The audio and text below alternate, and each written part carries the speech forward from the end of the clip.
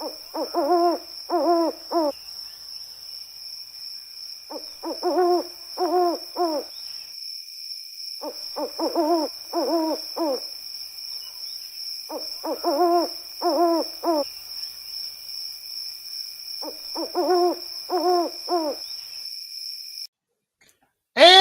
we're back with another episode of the Lakers Fast Break Podcast. It's Lakers Late Night, everyone.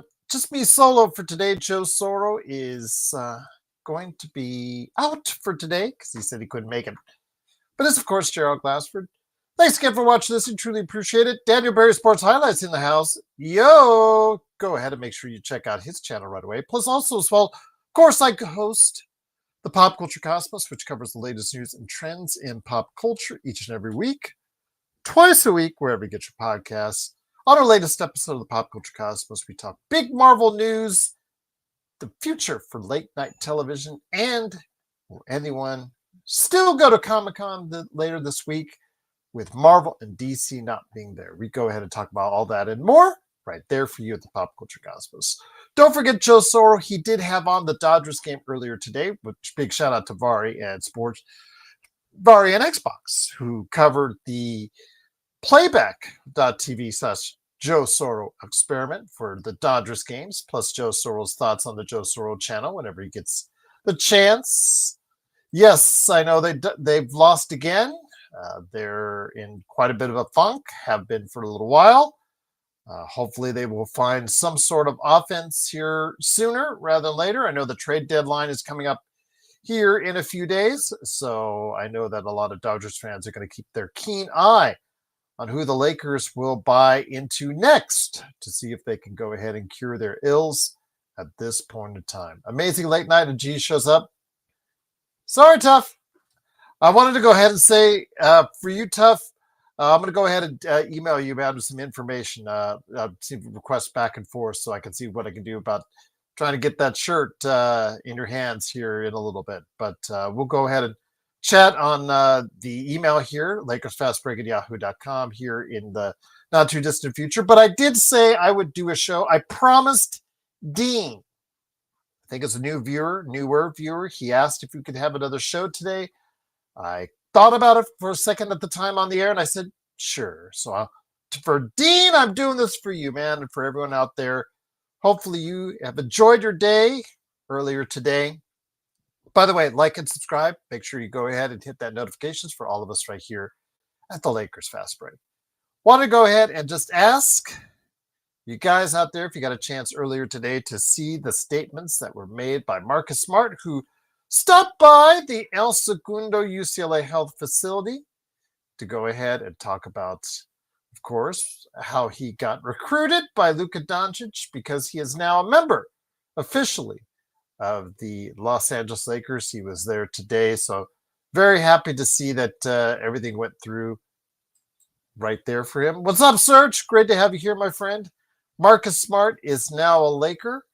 He again at the team facility answering questions about what he says that he thinks this team is all about, what he likes, and how he was brought onto the team or coerced into agreeing to terms with the Los Angeles Lakers. So I was very happy to see him saying all the right things. I know that he says that he will not be the most popular guy in town when he heads back to Boston, but at this point in his career, he's got to make certain decisions. And since Boston did not look like they were going to go ahead and give him the same kind of need for having him come back on the team because they're not in a win. I don't want to say a win now, but a closer to winning situation there than they were before.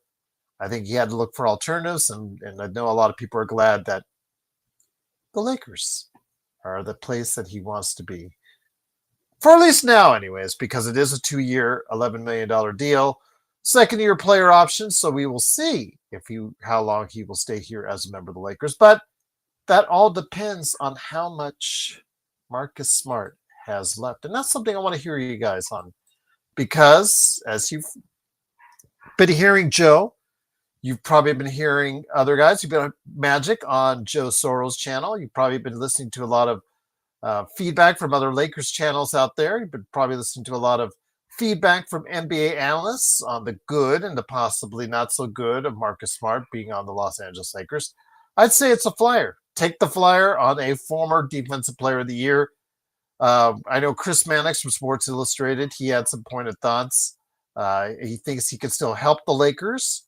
He is not the same individual that he was in the year that he won Defensive Player of the Year. And I would not say he was. I don't think anybody here in this conversation or who watches this video can say he's not what he used to be. He's 31 years old, so he still has, I believe, something left in the tank. But where he fits in, we'll have to go ahead and discuss that today. He said he's pumped up. Yes, Tom. It was nice to see his enthusiasm, to see that he's now out of the Washington Wizards purgatory, into a team where he may be able to compete for a high playoff spot, per se. Serge, always great to have you here again, monitoring everything out there. Hernan, great to have you here as well. Does Smart help Bronny's game excel more due to the fact that he's a defensive hard-nosed vet and some similarities there? I would say if I was Bronny James, I would go ahead and take many lessons under the wing and under the arm of Marcus Smart. I know that question, if it really wasn't elaborated on now, it will be brought up as far as looking to him as a mentor situation for at least the year.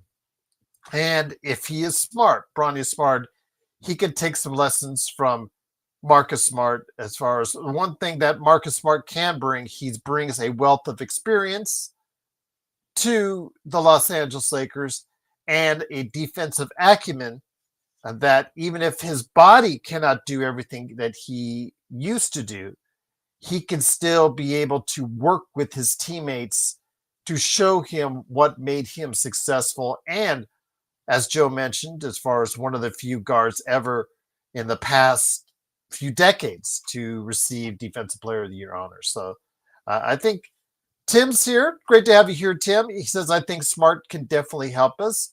I think he can.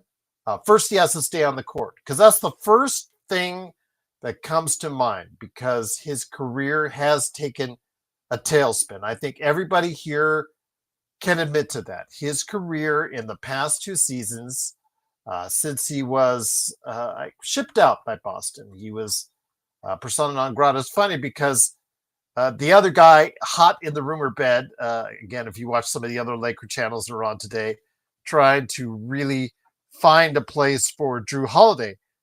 I see the similar pathway in many ways as far as Jrue Holiday and how he was sent away by Boston as a couple years ago Marcus Smart was, only for Marcus Smart to be replaced at that time by Jrue Holiday. Now, it worked for them because they won a world title out of it.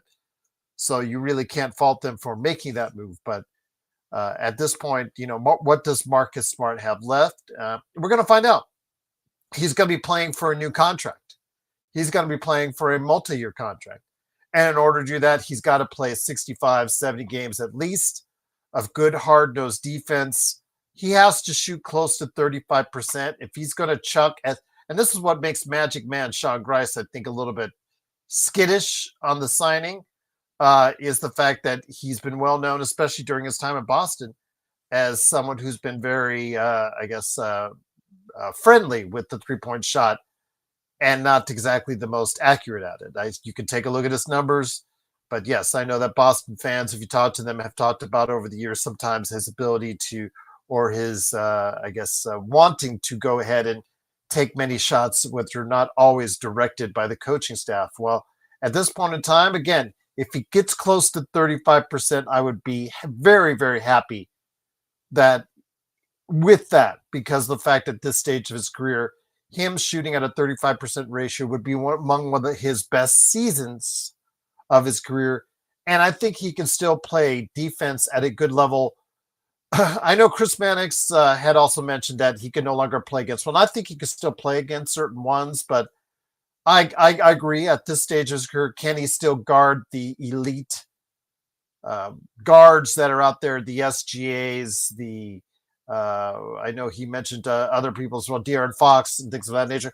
I don't know if he can guard at that level, but I know he can guard Definitely some athletic guards as far as two guards, maybe even a threes.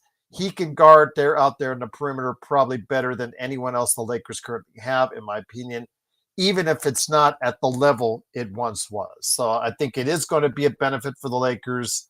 I know that a lot of people are talking about slotting him into the starting spot ahead of Rui or ahead of Reeves. I know that's been mentioned. We've mentioned it on this show.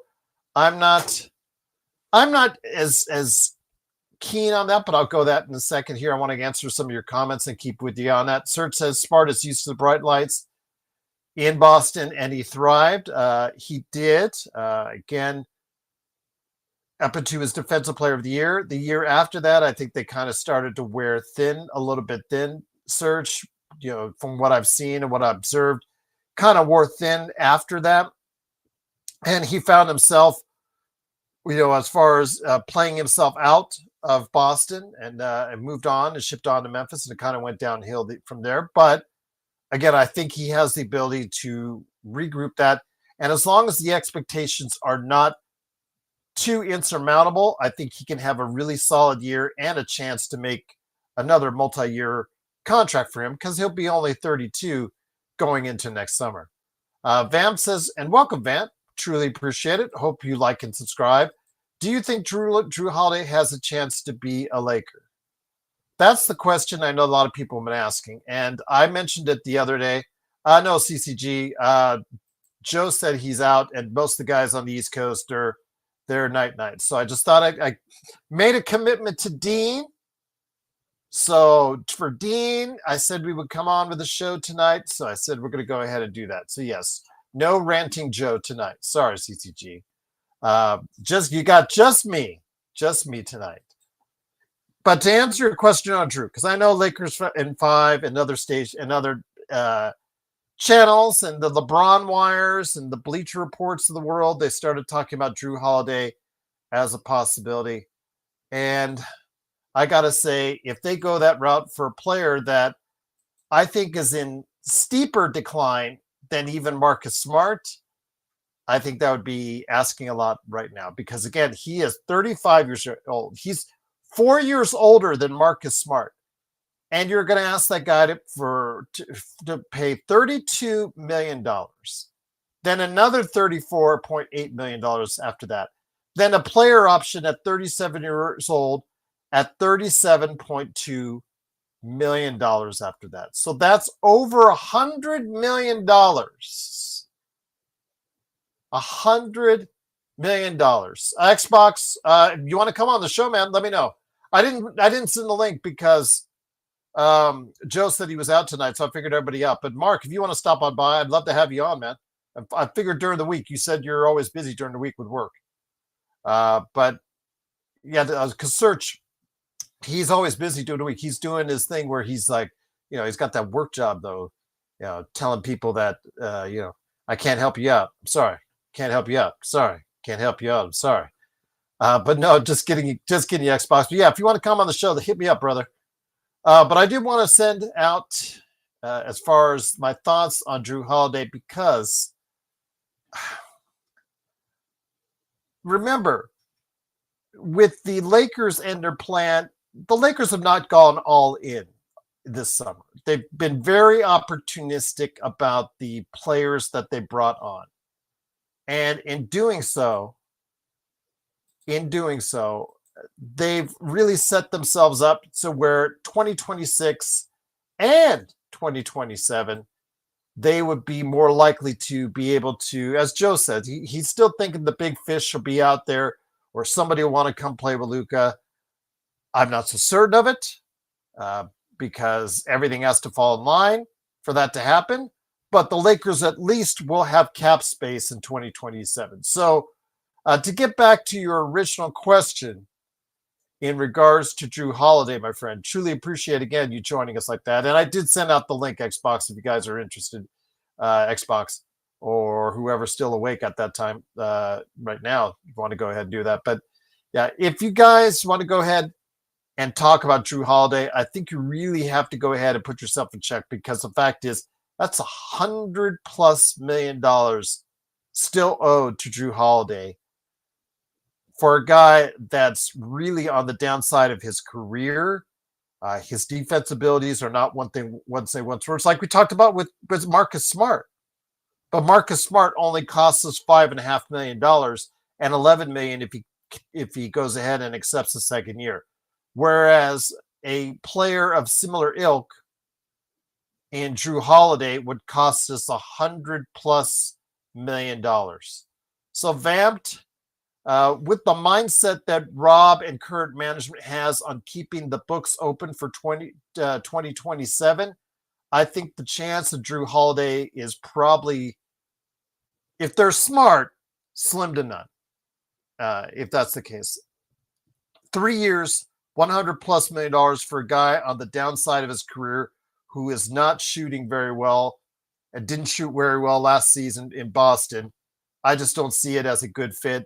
If you're going to go ahead and get someone of that type of ilk and that type of player, I think Marcus Smart is the replacement for Jrue Holiday. Instead of getting Jrue Holiday, you've got a much less costly version right there.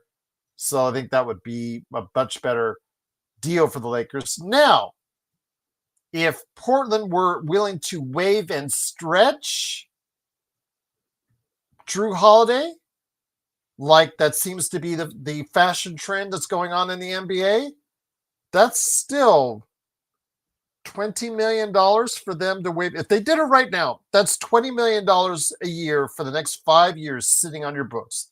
So if you've got Portland, that would be doing that. You have already Phoenix that's done it. They're going to be sitting on $20 million a year for the next few years for Bradley Beal. And then also as well, Damian Lillard's contract in Milwaukee, they're sitting on that for what, $22.5 million, if I remember correctly, for the next 5 years. That's a lot of cash. So Portland wants to waive and stretch Jrue Holiday's contract. Okay, if you want to pick him up on the cheap, Vamped, but yeah, I would really lean against it because unless you're getting him on a cheap contract like you are Marcus Smart, I would probably say I would try to avoid it at all costs. Unless, again, he comes in the cheap. The Lakers do have one spot open, and they can sign him for the veterans minimum.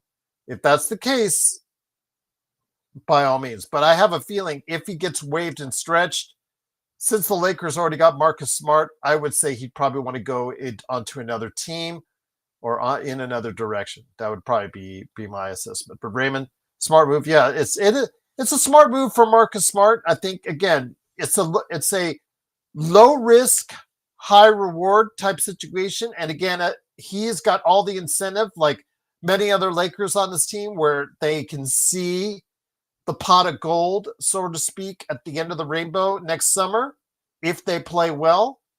So him, DeAndre Ayton, Rui Hachimura, Maxi Kleber, Gabe Vincent, and of course Austin Reeves all have a lot of money on the line next summer if they play well this upcoming season. So the incentivization is there for them to stay healthy. And imagine that, Raymond, and everybody out there.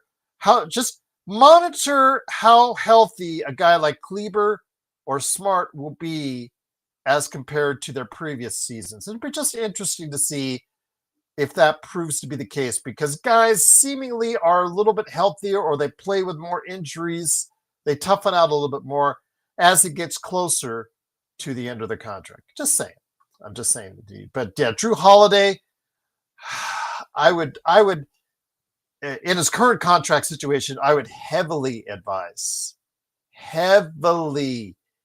against picking up Jrue Holiday, because that defies everything that the Lakers have done this season. What Rich Paul, however you want to criticize Rich Paul, however we want to criticize or say what about LeBron's passive aggressiveness, they are right on one thing, that the Lakers do have two timelines, and we've seen it with what they've done this summer.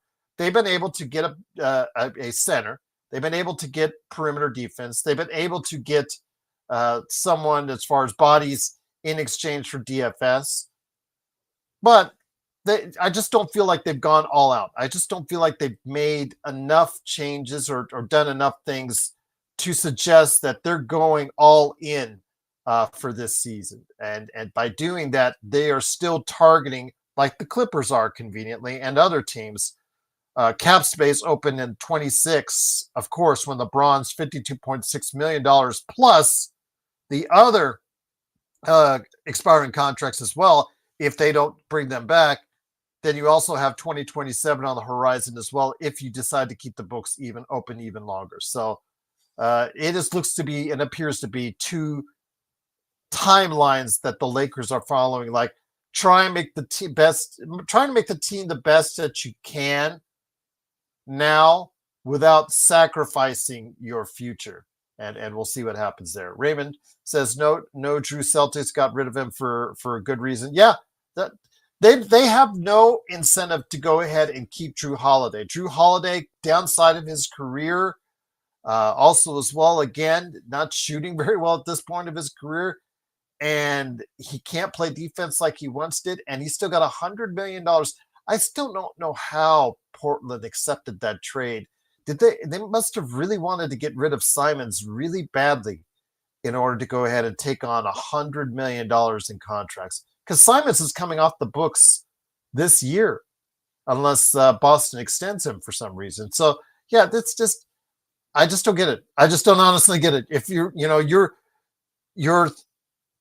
trying to bring in a good atmosphere, I get it. I understand, because Jrue Holiday is a really great teammate.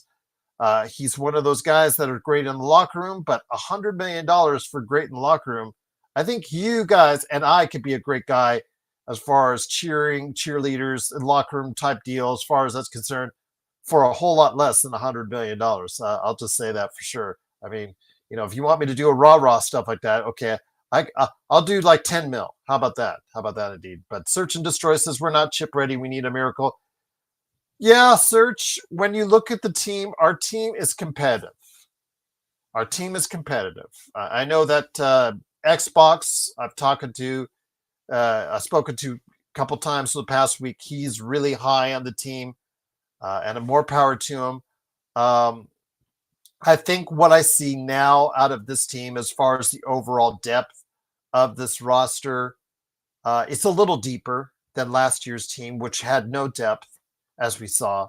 The second worst bench production in the entire NBA, as a matter of fact. I think it's a little better now that Marcus Smart is here.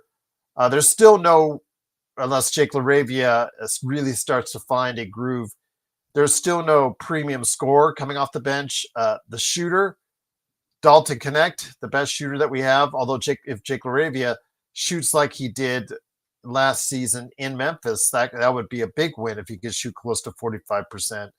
Or is it closer to the 38% that he shot in Sacramento? We'll have to wait and see. But when it comes to Dalton, he was supposed to be hopefully that scorer coming off the bench that's going to light things up. But at this point, we don't know what kind of psyche this kid has right now after his poor performance in Summer League. So I'm very concerned about what he will be able to do for the Lakers going forward, and if he has any value going forward in a trade, if that's going to be the case. Search and Destroy says Braun isn't getting younger. Yeah, he isn't getting any younger. He's going to be 41 years old, and I think that playing him 65, 70 games, maybe around 30 minutes, 32 minutes would be the best and most ideal situation, making sure he has at least 10 games off during the season. I'm hoping that's the case, that he'll stick to it. But LeBron, he wants to be LeBron.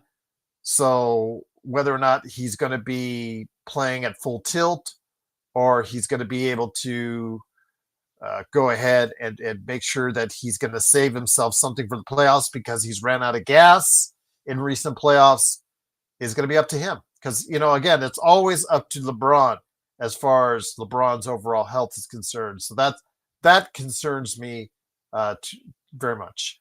Someone says, Gerald, would you like GP2?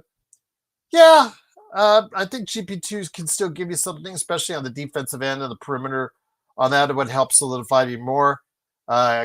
Could shoot 30 to 35%. Actually, about 35% from three on the corners for you.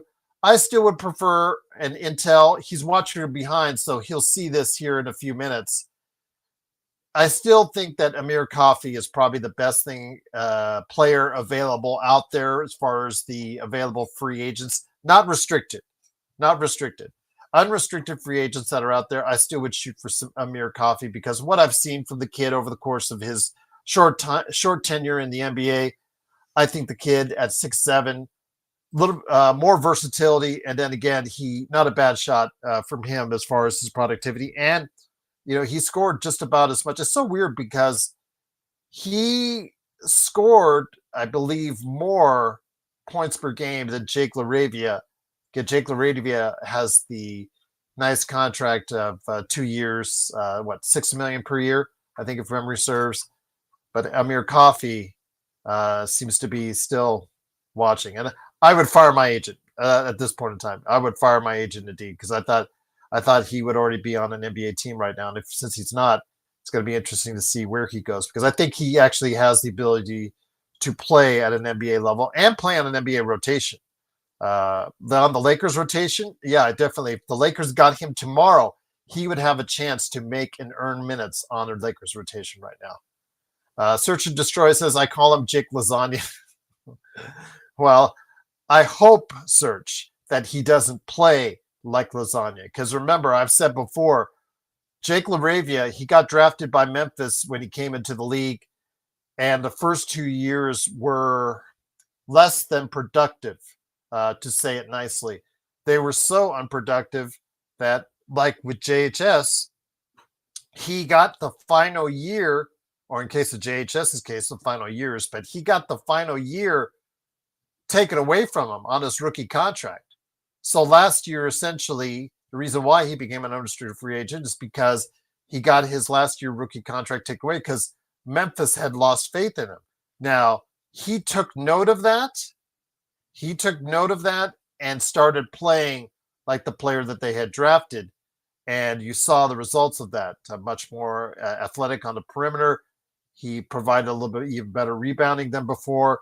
But most importantly, he shot at that time for his games last season behind the arc 44% from three. So that's obviously a good win for the Lakers if they can get that player. Now, kind of tailed off a little bit when he was traded to Sacramento, but he was still shooting at a 38% three-point shooting clip. And the reason why I'm emphasizing so much on that is because the Lakers, again, do not have an abundance of shooters.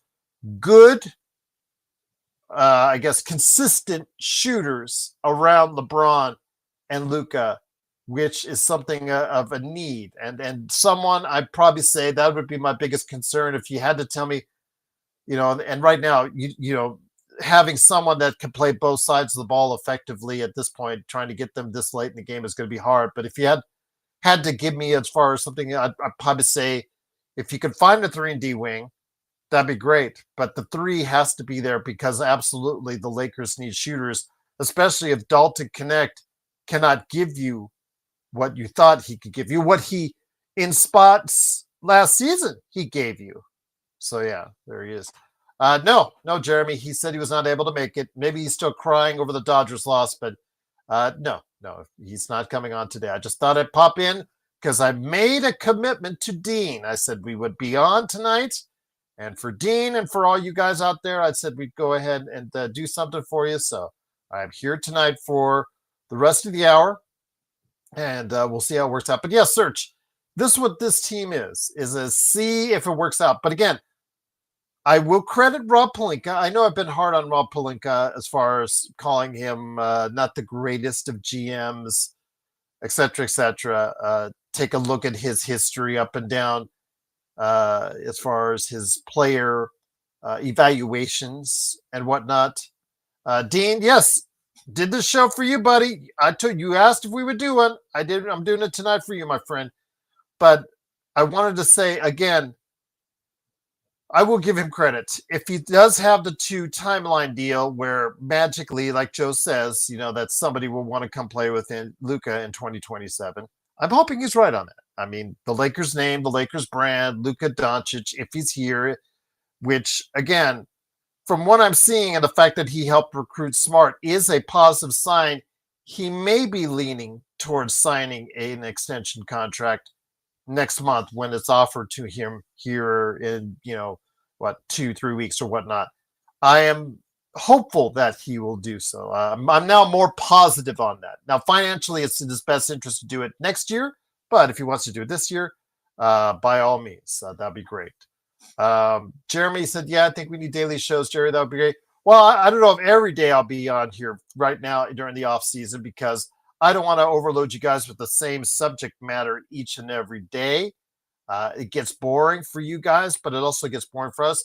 I always want to make sure you guys get from us fresh takes, and also, that you have us on our best ability to go ahead and communicate with you guys. So Brad says he will sign. I hope he does. I really hope he does. Again, financially, we saw with Jokic, he turned down his option to go ahead and take that extension this summer because it's going to be much more financially lucrative for him.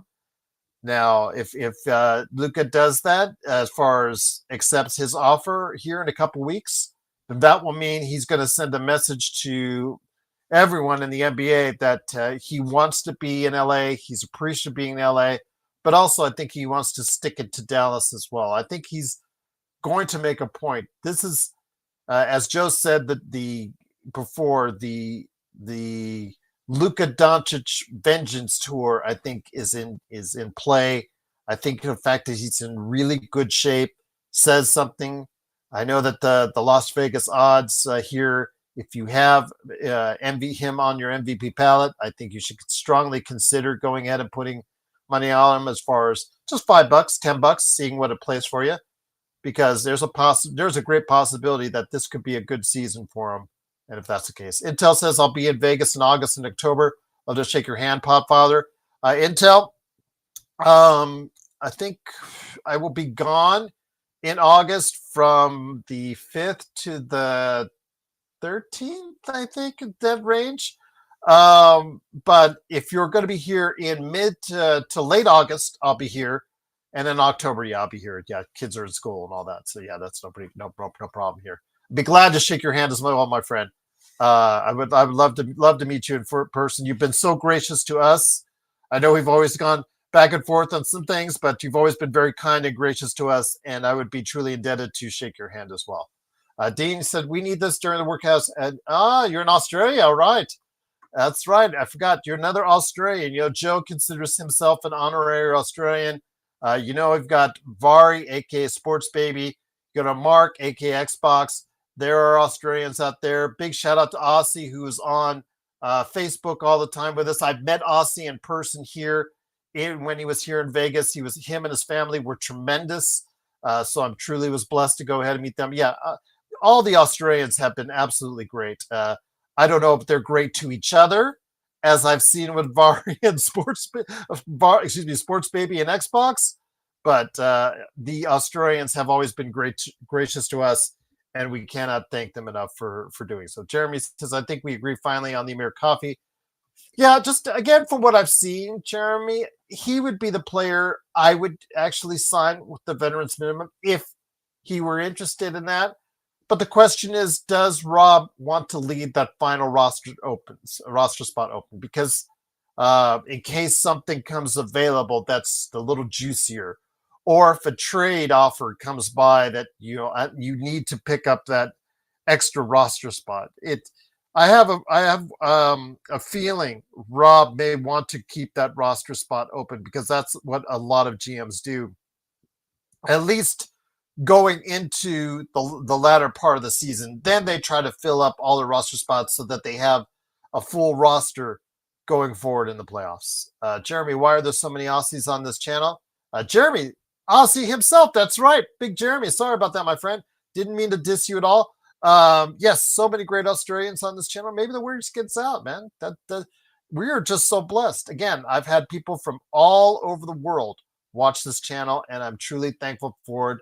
Wherever you're, whether in South America, whether you're in Canada, whether in Europe, we've heard people back and forth from Asia. We've heard from the Philippines, Japan. I've heard one time as well, and then also, of course, all our good friends in New Zealand and Australia as well.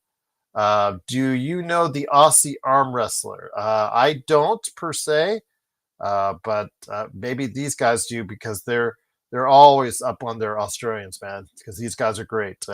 Whether it's Vari, aka Sports Baby, Mark, aka Xbox, Jeremy, Aussie, and now Dean. Great to have you guys all here. Once again, it is the Lakers Fast Break. Yeah, Jeremy, that's a tough issue, and I'm going to put this on screen for you guys out there. What are you hearing about Westbrook, Jerry? I'm thinking that it's starting to run its course, where even when he was playing with Denver, you had the good and you have the not good, so good. Can he still play? Yes, he can still play. Obviously, you see he had games and had moments in time where he looks like a credible NBA player with the ability to score. But the fact is, you have to take the good with the bad. Raymond from the Philippines. Salamat. Appreciate you watching, my friend.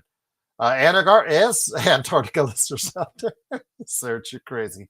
When it comes to Westbrook, yeah, Westbrook is you live by the Westbrook, you die by the Westbrook. And there, that Denver series where he kept them in games and got them right out of it as well.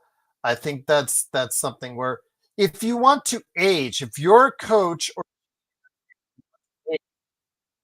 10 years, then you go ahead and get Westbrook. Like I said, if Mark was the GM or coach of the Los Angeles Lakers or another team and says, you know what, I don't need my deliciously lovely black hair anymore. I want it to all turn gray and white like Gerald's. I'm just going to go ahead and get Westbrook on the team. There you go. Absolutely. Just get Westbrook on your team, Jeremy. Absolutely. And watch your hair turn instantly gray because of all the stress Westbrook gives you. Yes, he can still make the great play. He can still score in bunches. But the things he does that just drive you up a wall, there's a reason why he ran himself out of the Lakers with both Braun and AD. Not wanting to. They had their fill of Westbrook, and they got him on the team. With Kawhi and PG. Oh, yeah, let's get Westbrook on the Clippers. Yeah, you saw how that worked out as well. Goodbye, Westbrook. Goodbye. And then Jokic. Oh, I want. Yeah, how did that work out as well? There's reasons why, Jeremy. There's reasons why, Jeremy. You do not want to go ahead and experience the Westbrook experience unless you really need a point guard. But here today is my good friend, indeed, from a beautiful land down under, hopefully having a Vegemite sandwich at some point in time. And that is a thing, guys, out there. It's not just a part of a lyric or a line from a Men at Work song. It is a real thing out there. It is Marky Mark, a.k.a. Xbox. Great to have you here, my friend. Just truly cannot thank you enough. I didn't think anybody was going to be. I know you're working, so that's why I never like to bother you during the week. But Joe said he was out, and the guys on the East Coast, it's nap time for them. But I promised Dean I would be here, and that I am. Can you hear me, my friend? I cannot hear you yet. Yeah, you're still silent to me. No. Yeah, still work on it. We'll get you, my friend. We'll get you. Intel Wild says for Gerald, a.k.a. the MF Podfather. Well, thank you, Intel. Thank you, Intel, for the super chat. Keep trying, my friend. Hopefully we'll get Mark on here.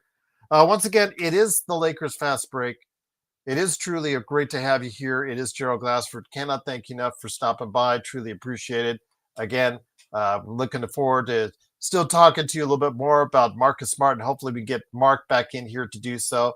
Yeah, he's muted. That happens every night. But again, I did not plan to go and bring anybody on because I thought everybody was busy. How about now, my friend? I can hear you. It's working now. Yes, yeah? There you go. All good, my friend. All good. Great to have you here. Again, yeah, appreciate it. I'm always worried about asking you because it's during the week for you. I know. And I know, as you always say, that you're busy working, telling people, no, I can't give you this. No, I can't give you that. Bye. Get out of my face. Loan denied. Exactly. Yeah. Denied. Foreclosure on the house. Exactly. Yeah. Favorite few words. Exactly. Indeed. But it is, of course, Mark, a.k.a. Xbox. Marcus Smart is now a Laker. He was there at the El Segundo facility talking great things about how Luca recruited him, et cetera, what he can still bring to the team, how Boston will hate him when he goes back there and all that.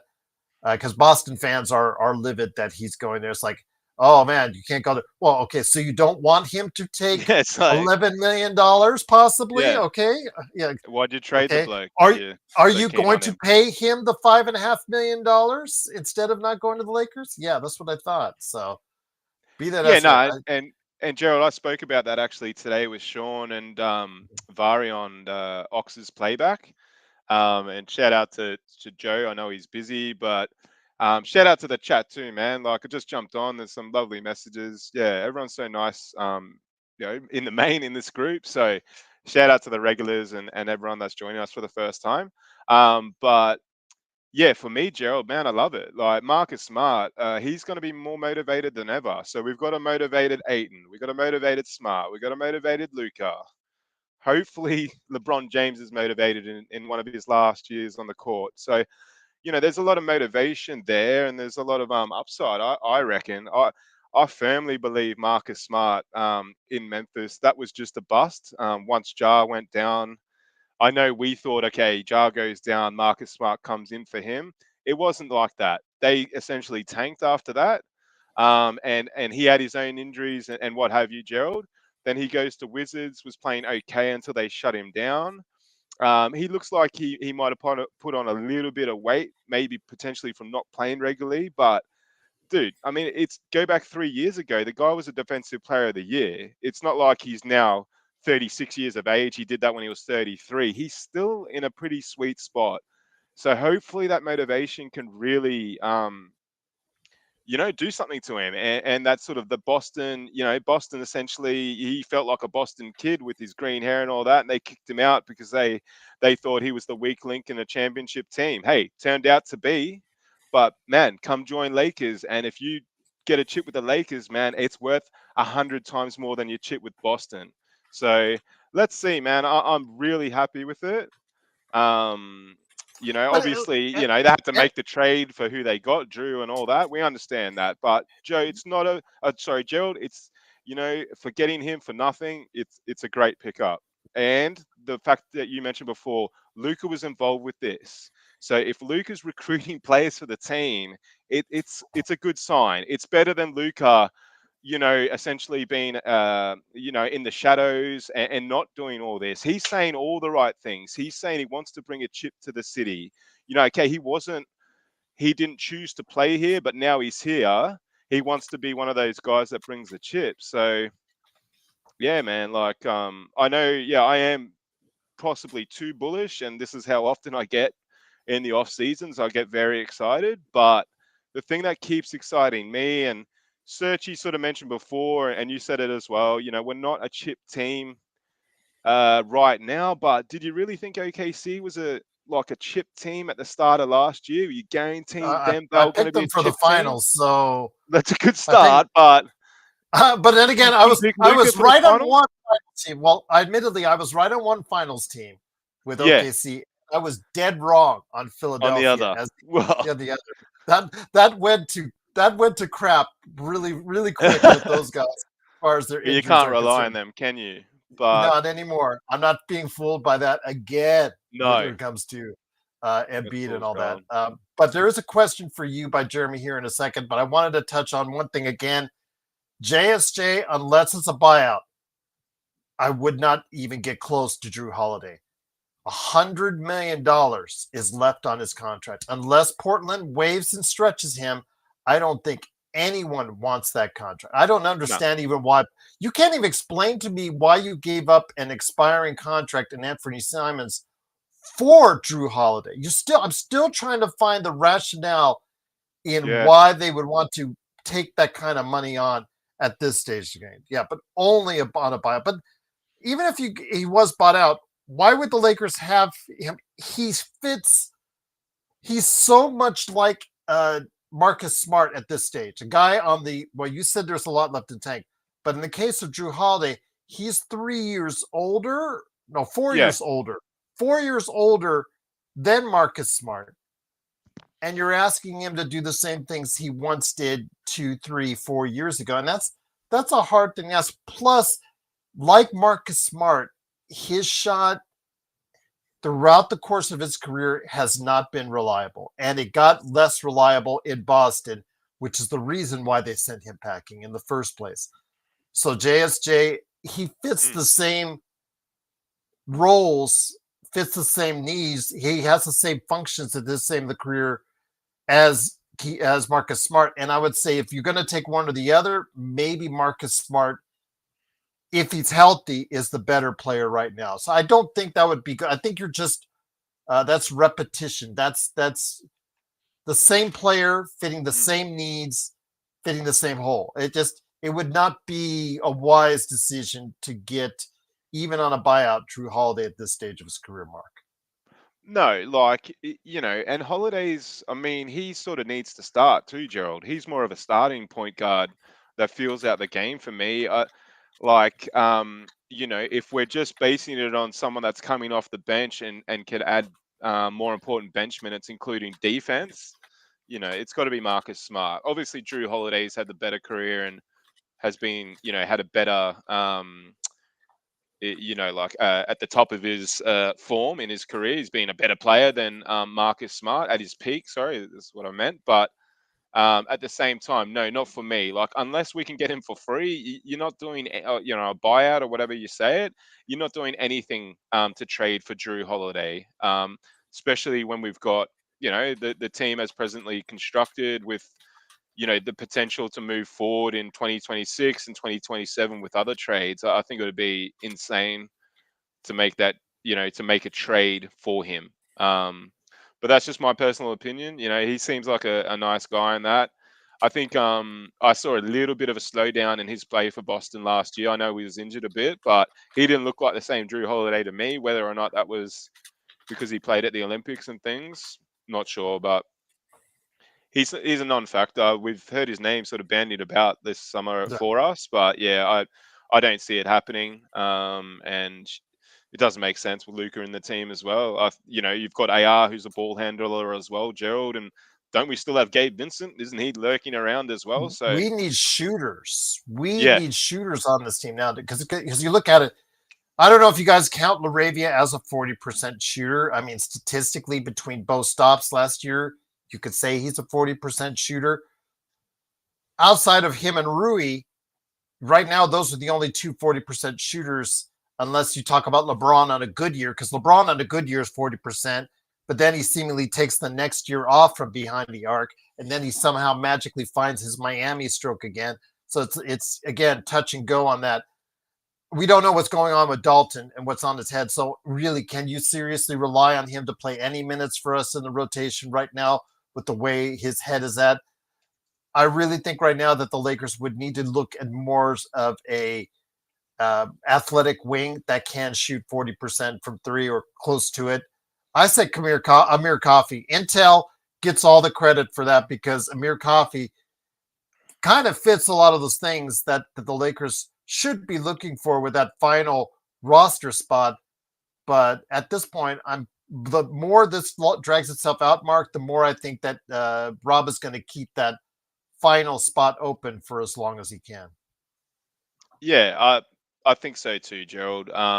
There's been talk about Matthias Thybulle, who is somehow Australian. Score. You score better than he does. Hey, he's an Aussie though, but he's like an honorary Aussie. I'm pretty sure he's not born here or ever spent any time here. But he has no offensive skill. That'd be trash, man. I would hate to see that. As much as I'd love an Aussie on the squad, you know me, I'm pretty biased, or someone that represents Australia.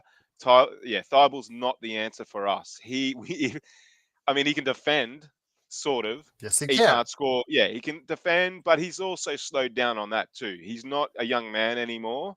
I wouldn't be just relying on his defenses.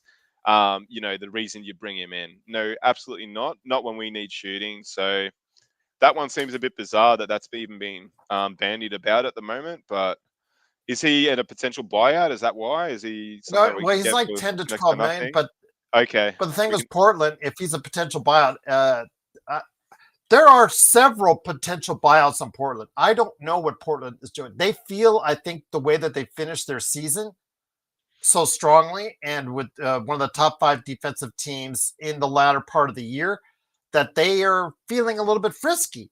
But the thing is, they have a nucleus there of Henderson, Sharp, Kamara, Advia, and Klingon. Those are all young guys that need to play together and need to be your starters going forward. You need to see if those guys could be your starters going forward. But you also have these Jrue Holidays, It's a these Jeremy strange mix. Grants, Yeah. Thibels, Lillard. Robert Williams, Brought Lillard and back. now Damian Lillard. Why did you sign Damian Lillard when Yeah, I you know don't he's going to know. be out the entire? It doesn't matter how you prorate the contract.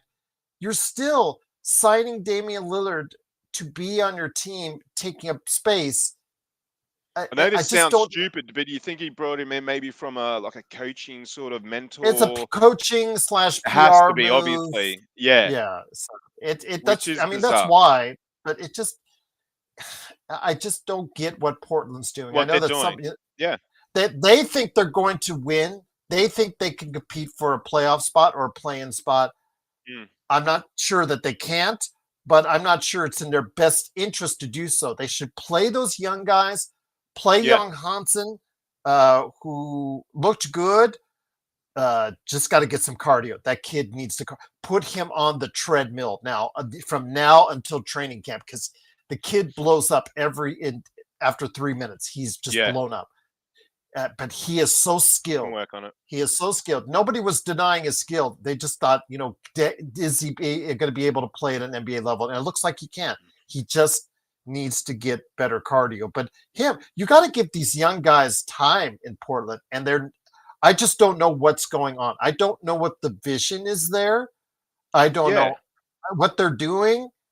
They've got all this money for tied up in what essentially is their bench.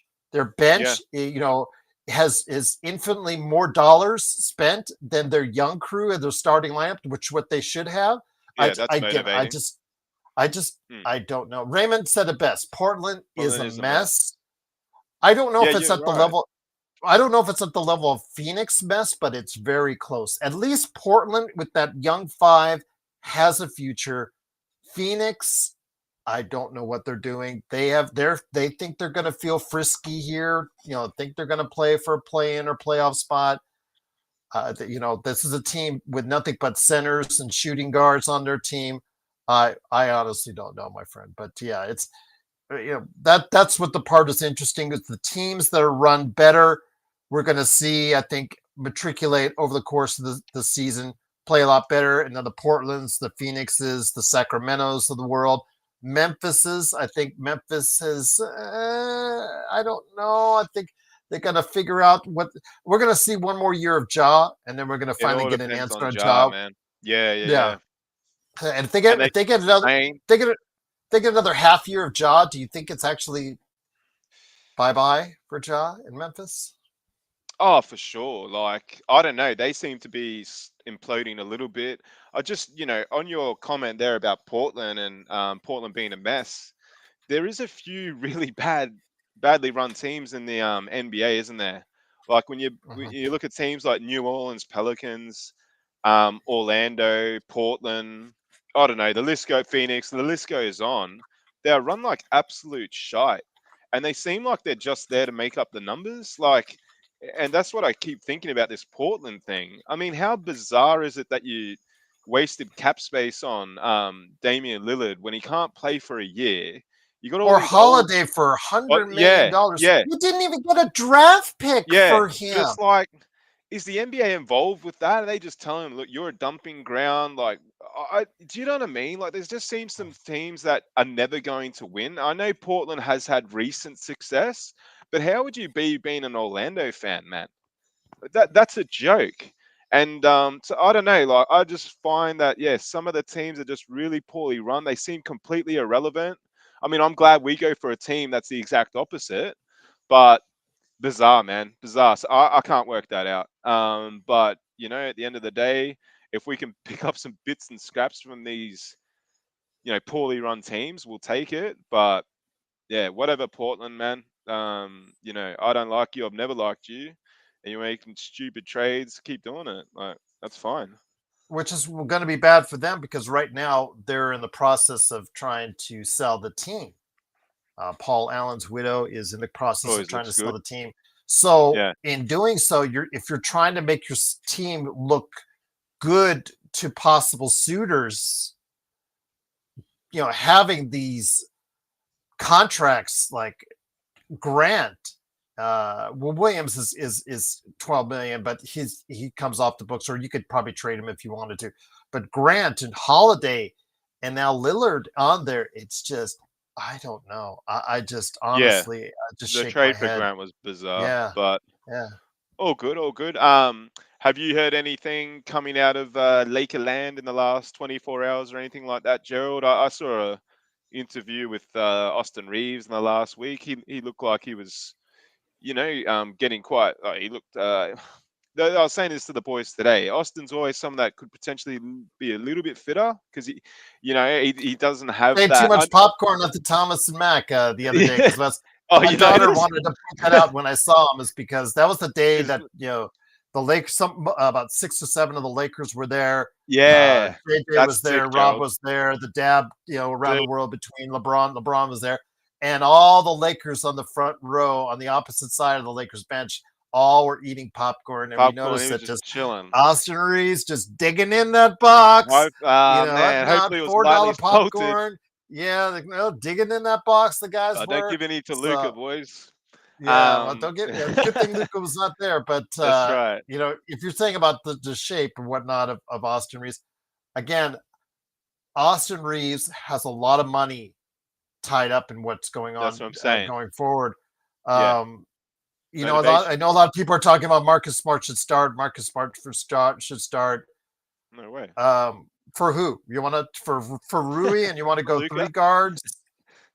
bring Okay. Luca off the bench. For Reeves, Nah, that's Would be insane. We pissed. saw that under Ham, Gerald. I don't want a small lineup ever again like we had under Ham. I Patrick think I think Beverly, Russell Westbrook. Oh 15 to man. 20 minutes of Smart.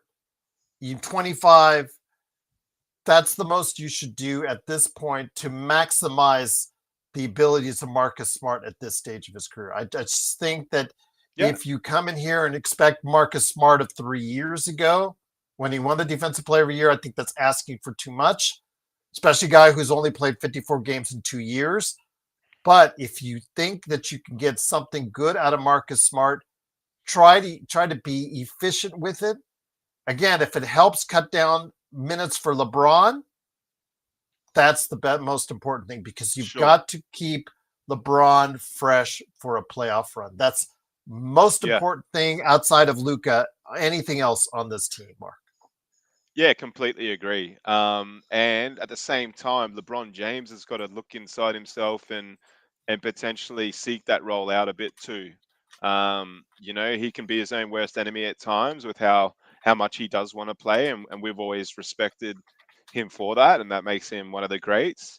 But at age 40, 41, you can't do it. You just can't play 40 minutes a night like you did. So it's got to come from LeBron too. And you hope that these conversations are happening. I mean, we keep hearing that JJ and LeBron are so tight. Well, let's get it done, boys.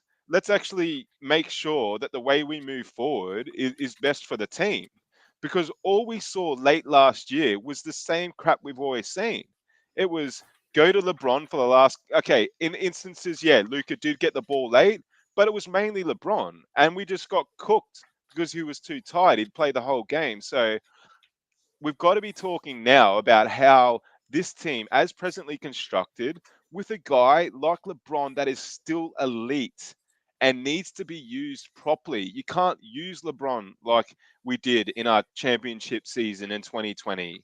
It's got to develop. And that's the worry for me, that whether it be LeBron's stubbornness or JJ's inability to really get through to LeBron because they are close, I don't know, man. I want to see something that doesn't, when we start the season, Gerald, that suggests that there's been a conversation, that people know their roles in this team. And that if for example, if LeBron has to sit out, say, 8 minutes of the third quarter every game, something like that, something where there's a premeditatedness to what's happening, not the crap that they did with Ham, where they were restricting minutes that made no sense, but like a role change of some sort, or the ability, just something. I think there's got to be something there, and I reckon they're having those discussions, man. There's a lot of noise around the Lakers, like there always is, and LeBron leaving, this and that. I don't see it happening, man. I mean, LeBron's not going to leave LA unless, it's for a much better team, etc. It's not happening. This is the team that we're going into the season with. LeBron wants to be a Laker for the rest of his life. So hopefully we can, work with him to get it done. Because I feel like we're sort of not really, we're treating LeBron like he's 23 still. And he's sort of treating himself like that. I hope there's a bit of self-awareness that, that sort of role can change slightly and we can utilize him in the best way possible, man. And if we do, man, we become so serious, Gerald. I know that I'm way more bullish than you, but I keep saying this, man. Luca Doncic, if he didn't get injured, and the way and all this crap with, he was possibly the MVP. He was on track, Joe, before he got injured. And then when he came back with us, he wasn't super fit. He was heartbroken. He still played so well, man. I know there was a couple of games early on where he wasn't fully linking up with us, but far out when you look at the stats. So if that's of a guy that's sort of under duress, not fit, not happy, imagine if we can get him motivated. I'm just like, yeah, for me, Luka Doncic is the best player in the world. So when you got the best player in the world, you're a chance every day of the week. SGA just proved that. I know they got a young gun squad. Joker proves that every other game. Giannis has done it with his Bucks squad. Giannis is older now, hasn't got it done in recent years, but he did it at this kind of age that Luka's at now.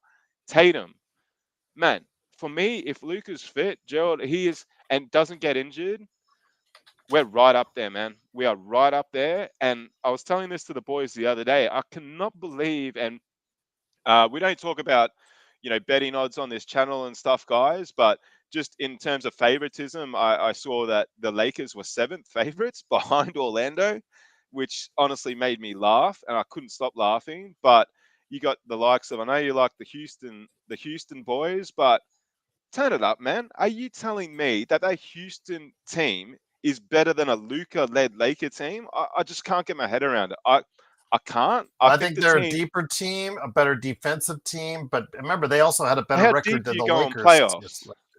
You know what I mean? Oh, playoffs are different, but they're talking about as far as who's going to win the Western Conference during the regular season, or is it for a championship run? Was it for the NBA championship run?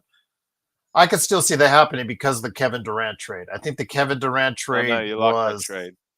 A lot of people liked it because the fact is, again, Kevin Durant, a healthy Kevin Durant, even at 37 years of age, cures a lot of ills in their half-court offense, which is something they were very inept at, something that even OKC has a lot of trouble in the playoffs. I mean, the teams like Denver's very good in half-court offense because they've got Jokic.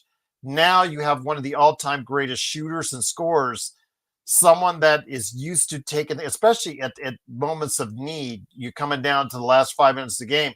Kevin Durant's been through this before many times. So having a player like that is immeasurable. Although, again, Joe will tell you, well, look at LeBron. LeBron has not been very successful this stage of his career late in games. I get that. I understand that. But I think that's what Houston is banking on, that he is the missing piece for them. Is it, to me, make them the favorites? No, but I think they are a little bit better equipped for a run right now than the Lakers. But again, talk to me after February. If the Lakers, again, are at a top 3 seed and they make moves to make this team even better, talk to me then about who might have a better run for a title. I mean, I can only go when we make our season predictions. When I ask you guys for your season predictions just before the start of the regular season, that's based off of who we see at that time. that could change in February after the trade deadline, and if the Lakers decide they want to go all in, because Mark, they've gotten their moves. Jake LaRavia low risk, high reward. Marcus Smart is a low risk. You got him on the cheap, high reward. DeAndre Ayton, same thing. Nothing that the Lakers have done this summer has suggested to me the Lakers are going all in on a championship run this season. If they do, it's because Luca has to have an MVP level season. Yeah, of course, but that's generally the way. Like, if you're wanting to win a chip, you need someone in your team that's playing at a MVP level. We've just seen it with SGA, and man, like I keep saying, we're not underselling Luca here, Gerald, but I think we're slightly forgetting how good this guy is. And no one on the Rockets team scares me. And I'll keep saying that. Like, I know Kevin Durant is potentially a missing piece there, Gerald, but he's also injury prone as. But they're And on what he is on one of the deepest teams in the NBA yeah, now. yeah. Even But Gerald, trading away Cam Whitmore, they're still 10 deep with a bunch of players that could take up a lot of minutes if they play. what proof do we have of Durant's Kevin fine. Durant outside of Golden State getting it done, though, Gerald? Other than the Olympics, man.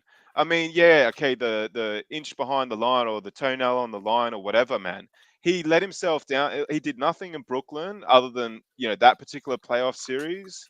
I don't know, man. I do not. I've watched all of Kevin Durant's career, like you have, and he is a great scorer, like Carmelo Anthony was. But I don't know. I don't believe if you're sort of relying on him to be a playmaking score maker. I know they're not completely, but he will be that in the playoffs.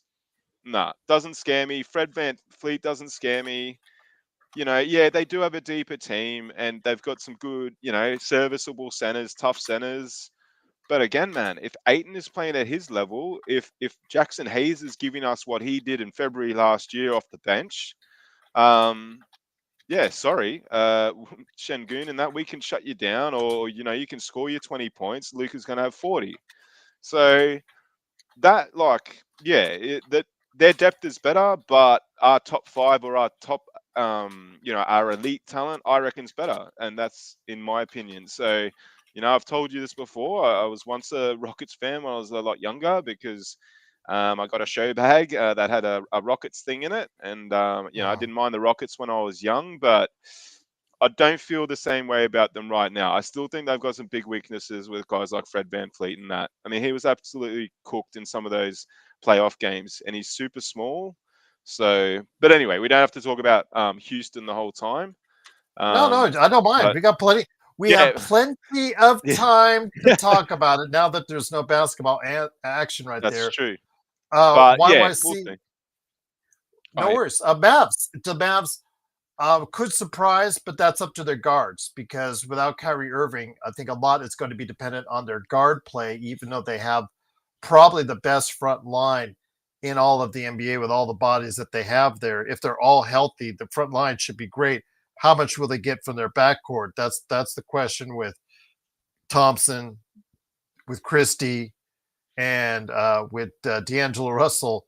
They're like the Lakers. Yeah, they're becoming the Lakers Texas style there with of course what I was talking about with Russell and Christie and AD there. So yeah, we'll see how well they will Dude, play together.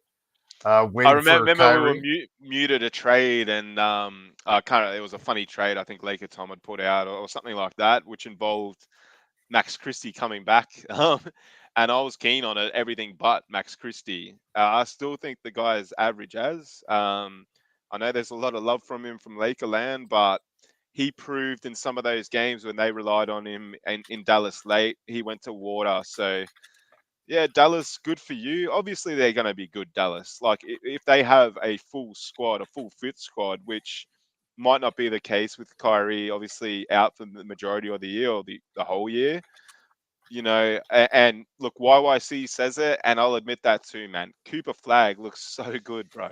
I mean, and Gerald, did you see him live? Who When was they that? played the A Flag? Cooper Flag? No, I did not see Flag. No, that was No, the they night. cut him. I got there the day after he was Okay, sent home after yeah. 2 games. he does look very good, man. Like at for sort of that age, obviously he's still a bit raw, but wow, what he was sort of the athleticism, just the size of him. Kudos to them. They they picked up somehow, thanks to probably Adam Silver. They got that, but I still don't care what anyone tells me. Cooper Flag's definitely not now as good as Luca, and I don't think he's got the ceiling as big as Luca. Luca's a prodigy from obviously Cooper Flag's a prodigy, but when Luca was a prodigy, he was playing men at the age of 14 and 15 in Spain and winning awards. He got so close to winning the chip the prior season to joining us, Gerald. It was a funny season, last one. He is absolutely primed. Absolutely primed. The guy's all time. And man, I really hope that he just hits the ground running with us, G, and that we can, if we do see that MVP season from him, Gerald, man, we're right in the mix. I can't get my head around that. He's an MVP and we're nowhere near the finals. At this stage, I can't. Well, again, I as I said in the comments, I think the Lakers' depth is still a concern to me.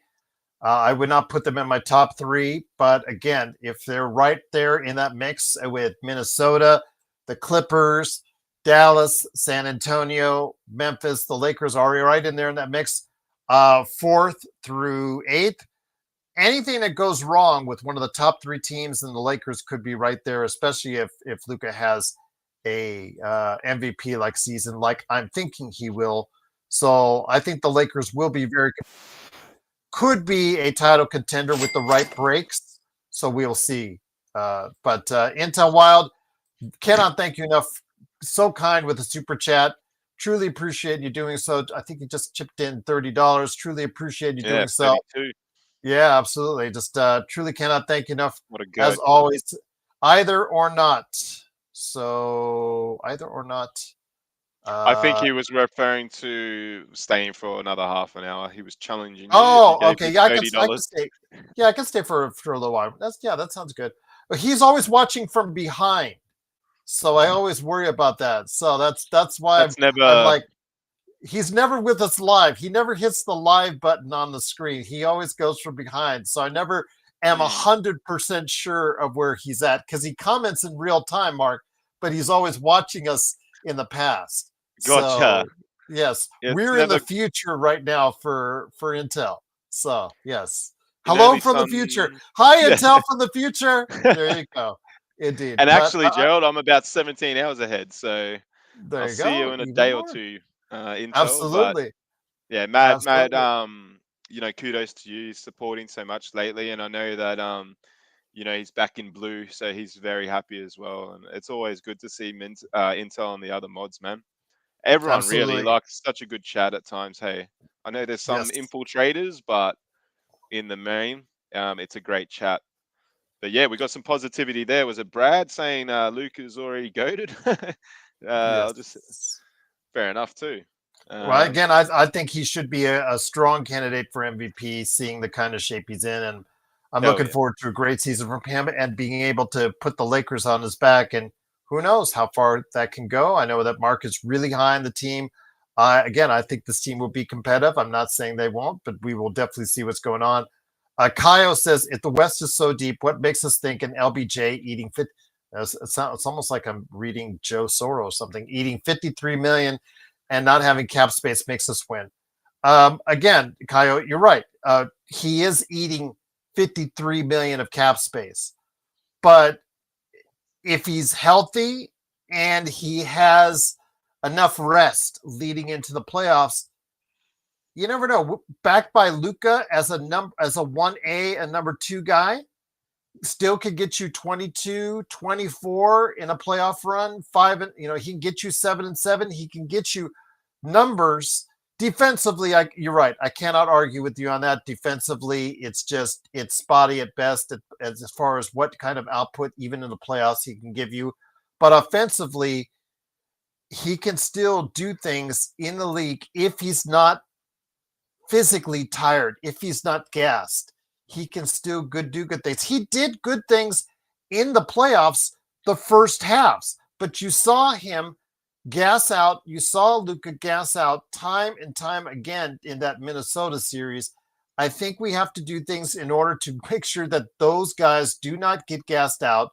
And if we do, we could go ahead and have a better chance of winning, Mark. But the problem is, and I'll get to the other question here in a second. The thing I wanted to ask you is that's the thing I'm concerned with. That's why I've been so harping on depth for this team, is because you have to have these guys eat up minutes for LeBron and Luca in the regular season so that they have something left for the playoffs and a playoff run. Part of the reason why SGA and the Oklahoma City Thunder did so well is because they had a full roster of guys to be able to go ahead and help them on that run. They may have not all been able to produce in the playoffs when asked for, but by that time, SGA, Williams, Holmgren, they stepped it up with their play because of what a lot of that had to do with what the whole entire team and that depth of that roster did for them during the regular season. Yeah, for sure. And that's what I was saying before. I mean, it's pretty obvious what happened late last year, that the guys were getting cooked, or running out of gas late. I also think that, there was major issues in that Minnesota series with matchups, and JJ couldn't get his head around it. I said this last time that we chatted, Gerald, I still can't get my head around not playing Jackson Hayes like he did. It's almost unforgivable for me, but the way that JJ coached overall last year, I didn't enjoy it. I'm someone that has a similar drive and passion to JJ, and in the way that he communicates and things like that. So he does resonate with me, but it was bizarro world what happened in the playoffs. So hopefully he's learnt from that as well. And I think there was a little bit of confusion around, or from his part, whether or not he wanted to. Yeah, look, Kleber was sort of muted to come back, and then he played him in, I think it was the last game for a quarter, or the second last game. I don't think they really had figured out how they were going to put up with the tall timber that Minnesota has in Gobert and Randall. He couldn't get his hand around it, man, and it really let us down. So I feel like, okay, he's got to improve as well. But I just want to touch on YYC is, YYC, man, he always makes such great points. And he actually, that point that he made there, or the question he's asking around, is something I've been thinking about. I know you don't rate him, Gerald. I remember comments late last year about Max Kleber, or late last year, the basketball season. Is he someone that they're looking at that could potentially add minutes? Like, I know Well, you're not the biggest. JJ will look at every man on that roster. Their bench Yeah. was the second worst in the entire league last year, Mark. So if you or I were sitting on that bench, he'd be looking at us at least once or twice. I've already said about Bronny. Bronny, just by the sheer fact he's got a guaranteed year and is going to be sitting there for 82 games, just by the sheer fact through attrition, injuries, ineffectiveness on that bench, because this bench didn't get exponentially better in the Yeah. offseason. But Bronny will get looks. Hmm. So that Kleber will get looks. Kleber, just by the fact that he'll be a body on that bench, he will get looks. Now, he better look a hell of a lot better than that. The fact that, just I can't believe JJ still dusted off the cobwebs off him and said, you know what? I know you really just came back from a foot injury and foot surgery and all that. Let's just throw you in there. He looked like you or I if we had just been pulled out of the stands. Yeah, And I you're thought right. that And was, he didn't play long. He only played that one quarter, or whatever, and he was never seen again. yeah. That's what I'm saying. He was looking for answers that he couldn't really find, and he started overcomplicating it. And I'm sorry, I'll say this, and I know you don't really agree with me. Hayes was not playing poorly enough to have been dropped off the squad. No, I Now, think you should have gone back to yeah, Hayes. I said that you should have yeah. gone back to Hayes for a few. I But mean, he didn't, that's Joe. still. He didn't at all when we were getting absolutely hammered, and he played the guys, five guys for the whole second half. Like, these are the questions that they've got to be, answering now, or the discussions they've got to be having about how they move forward to not do this stupid crap, essentially, and to conserve guys like LeBron.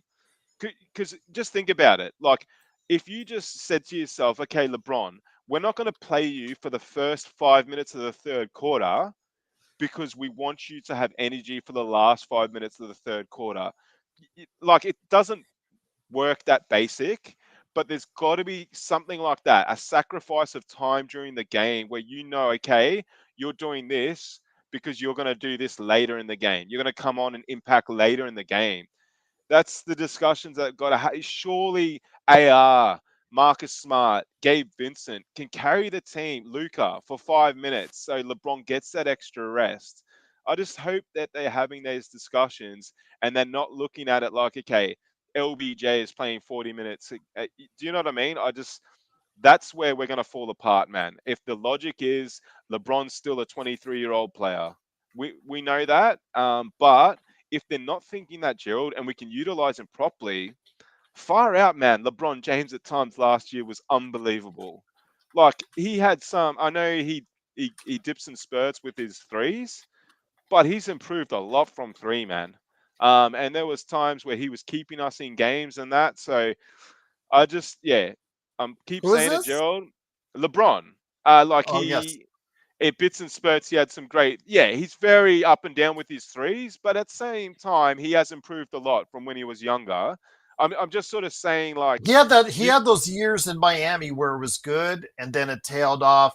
And then yeah, with the Lakers, it was okay. Nothing to write home about. He's always a high volume shooter from outside. But then 2 seasons ago, it was really good. It was above 40%. yeah, Not past season, but no, the season before. And this season wasn't past season wasn't terrible. But you hope he can matriculate close to what he had 2 seasons ago. If that's the case, then that's another 40% shooter to give to Luca out there. yeah. But I wanted to point out what Jeremy says. Do we think Gabe has anything to give this year, or has he faded? I know that this ties Gabe's into what fade. JSJ said about, hopefully Maxi Kleber could be a stretch five. Take a look at his stats, guys. Take a look at his stats. I know Joe hates to look at the stats, but it is a realistic determination of how this guy has played. I know that Joe always says, let's talk about the intangibles, what they do in the crunch, etc., etc., etc. The fact is, if you look at it, the last time he played any considerable amount of games above 50 was 21-22. And Yeah, really, there's a lot of health concerns with Maxi Kleber. And the fact is, he hasn't shot above 35% from three since 2021. That should be of great concern to you guys. He needs to become a stretch five. He needs to find whatever stroke that he had, because he is gone from the league. If he does not become a stretch five, he doesn't give you anything. He doesn't rebound great. He can't block shots. He's just a body out there, and he needs to be able to find that stroke. Otherwise, he is of no use for us outside of an expiring contract at the trade deadline, Mark. yeah, it's a good point. But I still feel like if ultimately we do keep him and just move forward as present, that you can make it work, man. You can make this sort of Aiton, Hayes, Kleber, Vando, power forward, center, sort of team, or lineup that we've got there. You can potentially make it work somehow. At the end of the day, those guys aren't our main scorers. Aiton's going to be relied upon, to score and rebound. But they're serviceable players in their own way if you use them correctly. It's not ideal though, Gerald. Obviously, if we had an Aiton and another superstar at power forward, or another really serviceable center, then maybe like the boys had in Dallas, like Luca had in Dallas with his Gafford and that was obviously super strong. It's not as strong with us, but he's got other assets to utilize as well. He's got a player like AR that he didn't have in Dallas. He's got a player like LeBron who can also relieve him off the ball, and so we'll see. Like, you got to be positive with where we're at the moment. I didn't even mention Marcus Smart in that mix there, or Gabe. So um, yeah, I DFS just for think me, right now man. at this stage of his career, it's the part of the pun. It's smarter to have Marcus Smart coming off your bench. I understand that there's defensive liabilities amongst the starting five, but the offensive firepower to start your game is something I think that has to be weighed into that fact. And Marcus Smart at this stage of his career, it's probably best to utilize him coming off the bench, knowing where you need to go and who you need to guard. If he comes in 5 minutes of the game, if you sit down LeBron, or if you know whoever it is that you sit down that first, if he comes in amongst the first group at 5 minutes, just into the game, you're giving him a chance to go ahead and evaluate who do the Lakers need to prioritize on guarding in order to go ahead and try to close out at least the first and third quarter strong. So Smart playing 25 minutes a game, I think max, I think would probably be where I would be feel comfortable with it, because then the more he plays, the more his flaws in his game, i.e. shooting, a little bit turnover prone, but he can play one or the two. Just some of his flaws start to stick out more. But if you can play him around 20 minutes a game to give you that defensive intensity, Mark, I really think that's going to help the Lakers a lot.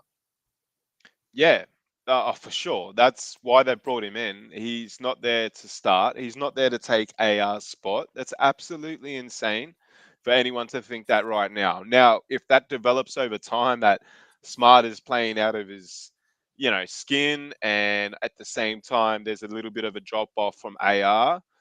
Well, There's then no you way. make the change. Yeah. Of course, yeah, and I think AR got benched at one stage early last season, and I could be slightly wrong about that. He might have come off the bench maybe the previous season, but they're not going into the season thinking that, and I wouldn't be either. But it's not, sometimes we get so obsessed with the starting lineup that like it's not like in soccer where you start a team and when you sub someone you can't bring them back on. You get limited.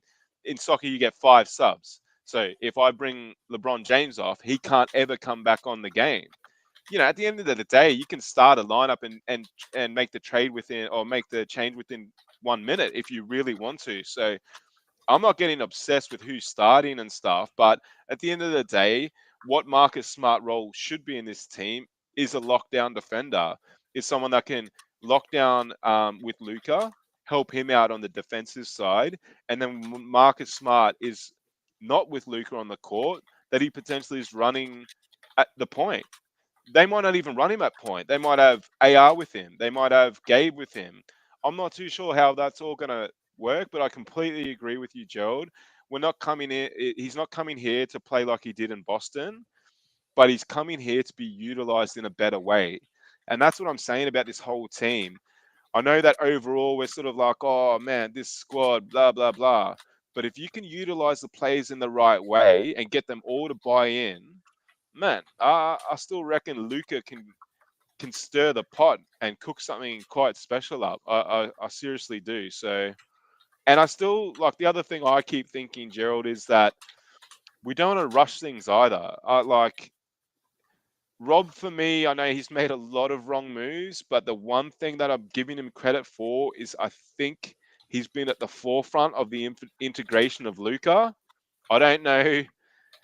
Rob sometimes comes across to me as a bit of a knobhead, as we say in Australia, something that probably I might not get along with, but I've never really seen him have bad relationships. Certainly, from what you see the camera wise, you would have seen it, Gerald. You saw him live just last week with the Mhm. boys. At the end of the day, LeBron doesn't have to go hug him if he doesn't like him. It might be for cameras and things like that, Gerald, but he wasn't sitting with them. He didn't have to go see that. So right now, it just on its face, the last month or the last 6 months, I think Rob's done a really good job. Okay, yeah, prior he's got a lot of history, so he's got a lot of making up to do. But I still think he's thinking right now about how he can make the team better, and that's why when we talk about Matthias Thybulle and Jrue Holiday and that, man, we can't rush into these things, man. It's not about those guys. It's about Luca Doncic, and no one wants to waste a Luca season. But how are we saying we're going to waste a Luca season when we got LeBron there? Like, LeBron's on 52 mil. So it like they're making, I think, the best of a not a bad situation, but they're making the Well, Rob best is of having his the cake and eat it situation. too. He's having his cake and eat it too because he wants to save cap space for later years in 26 and 27, but he wants to get what he can to help this team at least be a fringe contender now. Now, if that changes, again, as I'm trying to tell Kaio, and the Lakers are in a position and they look really good, if they're 1 or 2 or 3 in the West, if they're a strong top 3 seed in the West, Mark, I think that perspective changes a little. I think Luca will provide some pressure internally on the organization if they look like they're in a position to win. If Luca is having an MVP like season and they are looking like a top 3 team in the West, but they still have flaws, then I think you do have to go ahead. It is your duty as a GM to go ahead and try to make some tweaks with those expiring contracts you have in order to make the team better for a playoff run. Again, I think October, November, December, what happens then is fine. But where is the team at come the trade deadline? I think that will tell the entire story of what is in the process of thinking of whether Rob stays there or gets replaced going forward.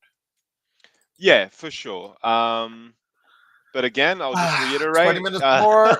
We'll go to 1. I'll tell you what, Intel for you, my friend, we'll go to 1 a.m. We'll go to 1 a.m. Sounds It is a good. late night. Yes. We'll go to 1 a.m. Um, 27 more minutes for you, my friend. no, I'm good. Yeah, for me it's 5:33 in the afternoon. So we're sort of both in darkness for once, which is quite uncommon because in winter it gets dark here pretty early. But yeah, thanks so much, Intel and Searchy, Jeremy, Dino from Perth, Blood, KO, everyone here, man. Tough. Yeah, such a good crowd. But make sure you hit the likes as well because we've found lately that, and it's quite obvious, but likes equal views. So Gerald and Joe definitely deserve those likes. But yeah, nah, look, man, as I keep saying, and I'll continue to say, I'm very bullish right now. And I'm more like, guarded. I think and I'm a little bit more guarded, but I you are. do think there is a pathway. I think Yeah. there is a pathway, but certain things have to fall in place and shoring up the depth by the time the playoff hits, seeing where the Lakers at all season, health for the Lakers, and a Luca MVP run. A lot of things have to fall in place. Plus, those top 3 teams, in my opinion, as of now, a little bit of bad luck has to happen to those guys as well. So I didn't that's mean that's to that's spill my that's. coffee. Oh no, we're all good, my Sorry. friend. Here in the States, we won't be able to do that because I heard coffee is getting more expensive. So I'm avoiding that one. I took the But lid off and it didn't work out very well. My I bad. know JY and other people have asked this over the course of the weeks because I keep on yelling with Joe. We keep on arguing, going back and forth. He said, "What moves do you think the Lakers could have made?" Well, again, I've had these conversations with you. Vari and I were having conversations with Weeks during the playoffs in regards to the Lakers. They could have made real moves with the New York Knicks on, with for their expiring contracts. I really think that they could have at least asked or inquired about Bridges, Robinson, and McBride on a package deal at that point in time. We were talking about it, but they went on that run and almost won against Indiana. So I'm like, nah, they're probably going to keep them now at this point. But during the first and second round, New York was looking, So it's like, okay, could they be interested in getting an Austin Reeves there? Orlando before they got Bain. We had talked for weeks. Joe and I were talking about he wanted Isaac. I wanted more Batadze and Wendell Carter Jr. in a package for Reeves. I thought that's something that was a great marriage. The Lakers needed more defense and big guys, and Orlando needed the offense that Austin Reeves. I thought it was a marriage made in heaven, but Yeah. obviously it wasn't meant to be because Bain got there and kind of just that's all she wrote on that one. But the one move I talk about and I've thought about more is the New Orleans deal that I talked about continuously. If the Lakers had gotten a chance to, I already know he's on extension, but Trey Murphy, for instance, and Jones, if you would have given up all your assets for a package like that, maybe throw in Messi for salary cap purposes, maybe throw in Best Alvarado for salary cap purposes. Those four guys come in the Lakers for the entire packages of your expiring plus whatever you had on there. I think that would be a win now team. I think putting those two younger guys who can play D in the case Herb Jones is a great corner shooter. Trey Murphy 3 can explode as a scorer and a shooter, mm, mm. something we would hope Dalton eventually becomes into. That would have been something that I think would have been truly unique for the Lakers. So those are some of the deals. Again, if I put more thought into it, I could probably come up with 2 or 3 more deals, but those were the deals that I really thought that if the Lakers had been really 100% invested in going all in now, Mark, which they're not, I really think that those are some of the things that they could have come up with if they pushed hard enough. But yeah, again, I it is like the they Trey aren't. Murphy. Yeah, He's a great player, Gerald. Like, yeah, look, I mean, that is logical in the very short term. And yeah, it does make us a potentially a better squad right now. But at the same time, you've just got to be really, really careful with these moves. I personally don't feel like Herb Jones is that elite. I feel like he's a dime a dozen in the league. Just me. Trey Murphy, not so much. I feel like he's a next level type player. So I would have loved to have sort of somehow brought him into the team, but it's not happening at the rate that you potentially want in terms of the trades or the win now sort of package. But I still keep saying that we've got to give it time. There's not only this trade window, there's a trade window during the season as well that they can make moves. So I think we've got to, honestly, I feel like we've got to give this team and guys like AR just a little bit more time, man. It's absolutely insane that we're going from Luca coming in Feb 1st. What's this now? It's 5 months later, of which, you haven't played for a couple of months. And we're sort of going that, okay, we haven't really seen how that can work. There's been no off season. There's been no real training. There's been no planning, I believe. There's been no discussions with how this can move forward properly.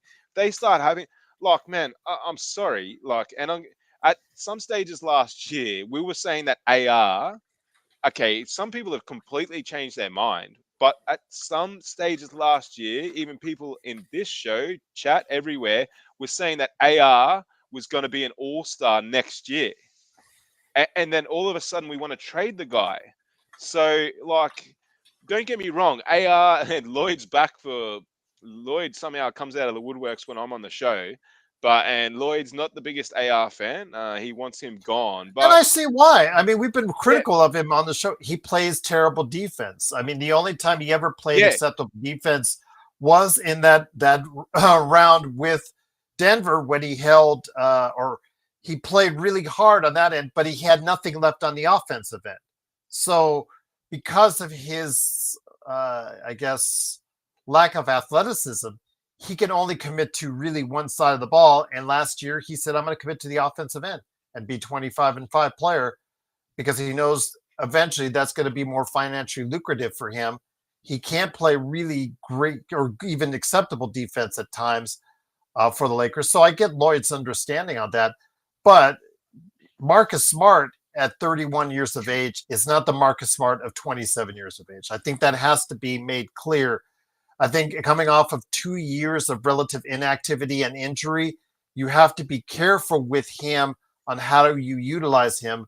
So at this point in time, as was said in the chat, I guess the best of all the situations, which again is not a perfect situation in its entirety, is still keeping that same, well, the same 4 core, and then adding DeAndre Ayton at this point in time as your starting lineup. But I do think you should give Marcus Smart a long look at 20 to 25 minutes a game and see where it goes from there. As long as you don't let Marcus Smart, if he's not shooting well, because Marcus Smart is streaky, and I think that's being very generous.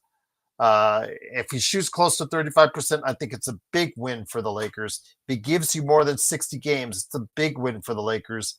And that's also the fact that the Lakers will be in a position to compete very well against the rest of the NBA. Yeah, hell yeah. Look, the one thing that does worry me about this team, and if he was not a worry for me, I feel um, probably a lot different in terms of just our depth in the guard positions and the shooting is Dalton, man. Still, it's, you saw him live a couple of times in summer league. You've seen him the prior year, and you were his biggest advocate on this channel. I wasn't too far behind you, Gerald. We've always been on the same page with Dalton. Uh-huh. And geez, what a shame. What's happened there? Whether it was the trade that did his head in, or maybe there was something there that we never knew. There's a reason the guy that didn't get drafted before the age of 23. But far out, if he could rekindle some of that early season form from last year and become a very serviceable guard, man, we start looking pretty okay. I know we are obsessed. He's again another guy that can't defend, but hopefully, I don't know. Austin Reeves, one thing that he's always done is add something every off season. Whether he's a guy that has improved a lot since he's come in the league. He has, and you Hopefully, have to give him yeah, credit for that. yeah. And look, athleticism is hard to improve on, but I don't know. Maybe he can work in the off season on defensive stance, on getting lower, or something like that that can help him in a certain way to become a more serviceable defender, to be able to stay in front of players. I hope that's what he's doing. But yeah, just touching on Dalton again, man, if Dalton was as confident or looked like he did, early season last year, far out, wouldn't we be rolling into the season talking about him? We'd be like, far, there's Smart, there's Dalton, there's AR, there's Luca. We're not even talking about Dalton now. We're talking about Gabe. So, man, I just hope that, I don't know if that summer league was a bit of an aberration, and it's hard to read for me, summer league, Gerald. Summer league feels like a bit of a nothing tournament that's really for the fans because we're so passionate. We want to see, the Lakers in some form play, but that's absolute Mickey Mouse stuff. And just hopefully that isn't a reflection of where Dalton's truly at right now. But it wasn't good. There was some good signs in terms of, he was a bit streaky, but geez, man. I mean, I even remember Dalton, Joe. We watched the All-Star game when was he in the rookies or The whatever rookie that game, team yeah, was? he was in the rookie Yeah, game. man, Yeah, he was great, man. He was great. Like he really, even in that sort of rookie sophomore, he looked at one of the top 3, 4 players. That was that prior to the trade? I think it was the trade had already happened before All Star, or was it after they no, it did was the trade? after. It was after. After, because he looked elite, man. He looked. I mean, we watched that game pretty much for him. We were looking for Dalton the whole time. So I don't know if there's a diamond in the rough there still. I really hope so, because if it is, man, well, he's someone we're not even talking about that can add a lot to the team. I know it's primarily scoring, but far out, he seems to have the athleticism to become a good defender. I don't know if it's just the way they are brought up these days, Gerald, and the young guys are all about shooting threes and that don't really work on the defense. He But just never looks like he's worked on it, even at all the yeah, stops and being the top player at every college team he's been on. He's never needed to. In yeah, his mind, in his opinion, he's never needed to be nothing more than an acceptable defender out there because he always had the scoring and the shooting ability. But right now, I think still there's a lot going on up here. Again, if I was running the team right now, even if it was me driving over where Dalton lives, I would go ahead and have a talk with him. I would sit him down. Do you need a team psychologist? Do you need a team psychiatrist? Do you need a therapist? What is it do you need? What is it we need to yeah, do as an organization to help get you back going in the right direction? We did what we did. We felt we made a mistake, and now it's just come out because Mark Williams was traded again. It's yeah, just the point where, you know what? Okay, the Lakers just felt they gave too much. That's why yeah, they had buyer's remorse. They could just say it to him. We had buyer's remorse. We, you know, it's probably the first round pick than Dalton, but okay, whatever. Dalton, we really cared about you so much. We had buyer's remorse. We really want you to be able to contribute on this. Okay, at this point, I'm BSing a little bit when I'm dealing with Dalton, but Well, it I'm sounds trying to okay to sweet me. talk. I'm Yeah, trying to sweet talk I like the Dalton. motivation. I'm Yeah, trying to find out what is in that head of his that's yeah, causing this decline in his play. Because the second year he should have dominated in summer league. He should have absolutely. I expected yeah, 25 points a game on average from him. We saw Kyle Filipowski, a guy who was drafted after him, dominate with 30 and 10 yeah. in the summer league for Utah. At this point, we should have taken Filipowski for that pick if that's the way it is right now. I just want to Mm. know, Dalton, what's going on? What can we do to make your situation better? And if he says trade me, then go ahead and let's do that. If he says, you know what, I need this, this, and this, let's go ahead and do that. Because as long as he's on this team, you have to try and make it work for him. Because again, Oh it yeah. all goes back down to what you saw last year as the Lakers had the second worst bench in the NBA and they didn't move heaven and earth to make it a whole lot better. Mm. Let's just be nice about that. You replaced Laravia for DFS and you gain Marcus Smart, but Marcus Smart is not a scorer. He's a situational player as far as his shooting is concerned. He's more of a defender, be able to go ahead and facilitate on offense, et cetera, et cetera. So I really think that they need his scoring desperately, and he's going to get looks this season if his mind is in shape. But if it's not, and he's trash, and his mind is trash, it's going to be just another wasted spot on that roster, and it's going to be very disappointing for the Lakers. And it's something that the Lakers cannot have. They need minutes from this bench to Mm. suck up as many minutes as possible for Luca and LeBron. It is imperative that those two, to have any chance in the playoffs, go in as fresh as possible. I mean, and Yeah, Brad, well, let me just say one thing. Brad, you said it was just summer league. Brad, yeah. it's what we saw in summer league. To take it, you go there, you work on your game to try and maximize it for the upcoming season. It is 6 games he went out there, and outside of one quarter, he absolutely looked like he didn't want to be there, Brad.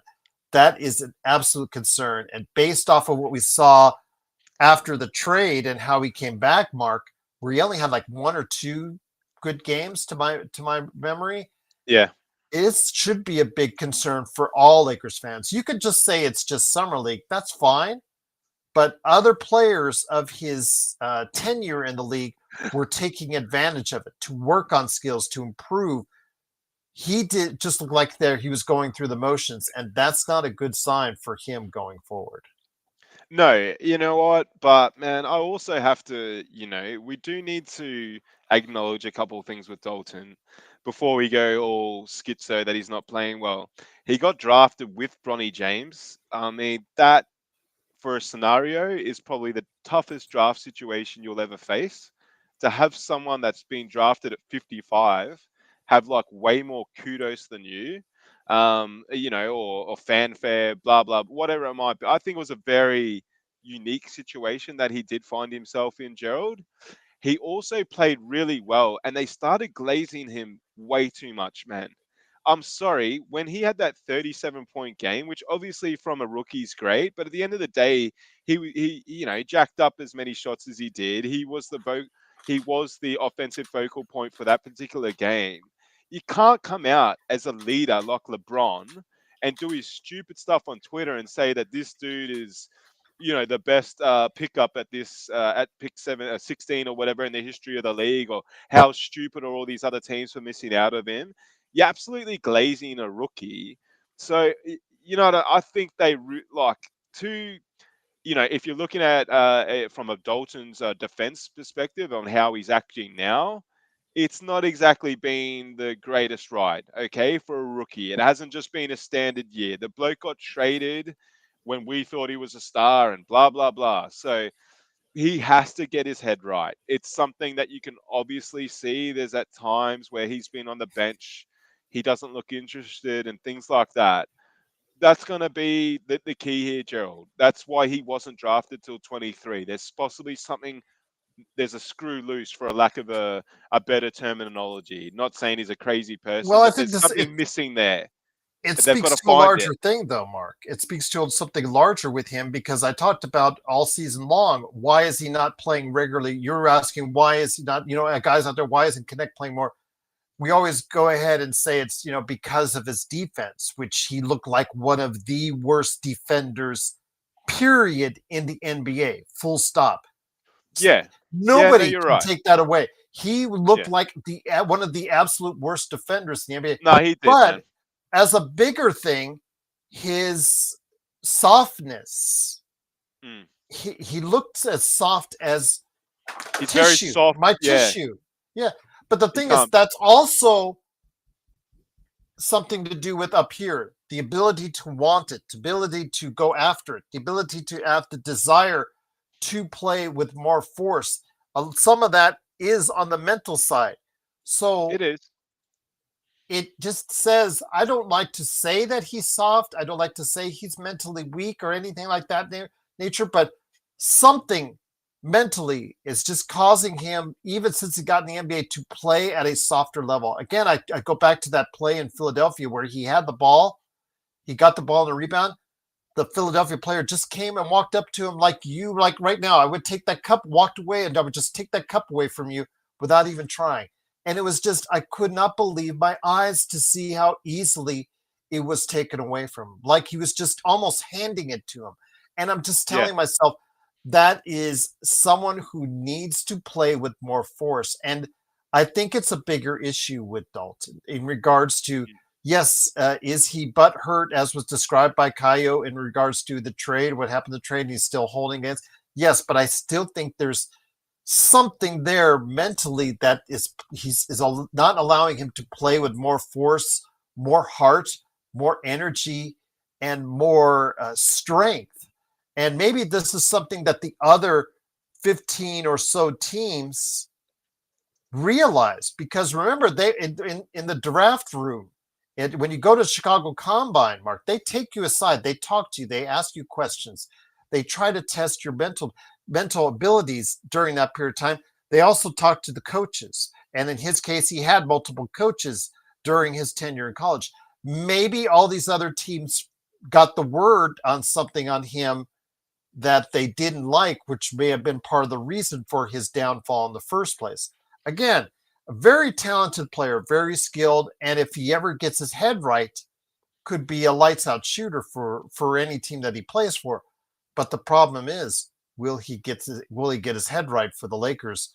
That remains to be seen. And if he doesn't, that's just one less player you can count on in the rotation, Mark, for a team that already is down depth wise more so than probably any other team in that 1 through 6 Western Conference framework. As Yeah. far as they're probably the lightest on depth team still, even with Marcus Smart. From memory, wherever you have them 1 to 8, I'd probably say maybe San Antonio is weaker as far as depth wise if you have them there. But after that, I think the Lakers have more trouble with depth than any other team that's competing for a title next year. Yeah, look, you think that. I don't completely agree. Because I keep saying that I think we've got pieces there that if you're having the genuine discussions on how you can make this work, it can still happen. I'm not saying it's an ideal team or we couldn't improve with certain things, but I think you've got enough pieces there, whether it be, okay, are we saying that Vando's not playing in this team at all, or can you utilize Vando Well, if it was up to me in and Joe, that case would be oh, no. yeah, oh yeah, I know that, but can we utilize Vando only to do what he does well, which is defend, not rely on him at all on the scoring end? Like, I don't know, man. Like right now, with the squad presently constructed, I still believe if you have the right sacrifices, that we can make it work if Luca's playing at an MVP level. But having said that, Gerald, I still believe there's going to be moves made. And whether it be Gabe or Kleber, Vando, etc. There's still time, and the Lakers have proven that we're a very aggressive ball club. So I think we just got to still, stick fat and wait to see what happens. But like I keep saying, if we go into the season with this team as presently constructed, with Rue, with Aiton, with LeBron, with Luca, with Reeves, with Smart, with Hayes, man, with Gabe, as a third or fourth player that comes off the bench to run a point, with Dalton playing okay, with Bronny playing for 2 minutes a game, giving us some good defense, with no Bronny in the team, but with whoever else there is admittedly in the wing spot and stuff, there's some deficiencies there, Gerald, but I still think we've got enough to keep ticking things along and to win games. Luca can win games on his own. So I don't know, like this, people think we might be 6th to 8th seed. I thought, we were 3rd seed in a very tough circumstance. I've just got a lot of faith in Luca, man. I don't know what it is. He played for bloody Real Madrid, the team I hate the most in the world. But I've watched him since he was in Spain, and he's the type of player that can carry a team. So I still believe we're a top 4 side, even as constructed. Whether or not that's then enough to get us over the hump, maybe not. But we've got to have a bit of faith in the team. I mean, Aiton can be great, Gerald. I know attitude problems, this and that. He also played really well at times in Phoenix. Like, they made the Western Conference Finals. He was a big part of that. Surely he's going to be motivated to have a big season, that contract season. He was in the same draft as Luca. I think there's an element also of people wanting to play with Luca. You saw that a lot in Dallas, and when he left Dallas, how heartbroken they were. So, um, as I keep saying, I'm going to keep saying it, whether or not yourself or chat believe me. I'm super positive as things currently stand, because I still think we've got time to make moves if we don't think things are right. I also think just one last person I want to shout out, my boy Rui. Man, love Rui, man. And I really, at times, I was quite harsh on him. I look at some of our pods in January and February last year where, man, I probably went a bit too hard on Rui, but he's another dude. He's got that Japanese discipline where he's always improving as well. And from a couple of really poor off seasons, man, he improved in the last off season that we just had. So he's at that age to develop too, man. He could become a 25-point a game scorer. If he does that, wow. Maybe LeBron James isn't the second best player on the team. Maybe it's Rui Hachimura. Okay, like we might be stretching ourselves a bit there, but he does have a lot of potential too, Gerald, man. So there's a lot of good assets here, boys. And Well, let's he's going just to be playing for a new contract as as well, well. Mark. So motivation, And Gerald. we That's what could I'm lose saying. him There's a for lot of nothing as motivation. well. That concerns me the most, Mark, is that if Rui plays at another Yeah, level, or if Austin plays even at the same level, those guys are looking for paydays in the summer, and the Lakers, may not want to go ahead and pay what they're asking, and could lose both, when you could have used both of those guys as assets in trades this summer, or even up to February. So that is my concern. But yeah. again, when I talk about the depth, it just comes down to the fact that, okay, the Lakers again had the second worst bench in the NBA last year. And if you take Jake LaRavia and replace DFS, if you swap those two, that's one. That's the same at this point, as far as for, however you think better DFS is, or Jake LaRavia is better than DFS, it's essentially still the same one player for one player. Marcus Smart is the only upgrade that you made on that bench, for the foreseeable future, unless Adu Thiero surprises all of us. Mm. That is, it's still a great concern to me, coming from the back that, Laravia, what? Laravia. Laravia you take DFS away Yeah, and you put in Laravia. That's essentially one for one. I'm sorry. Okay, so you DFS essentially, for me, Gerald. You were the one. You were DFS's biggest critic, and I was sticking up for him a lot. DFS was shite, man. It was shite when it mattered most. And you proved to me exactly what you thought, how you felt about DFS. It came out in the playoffs.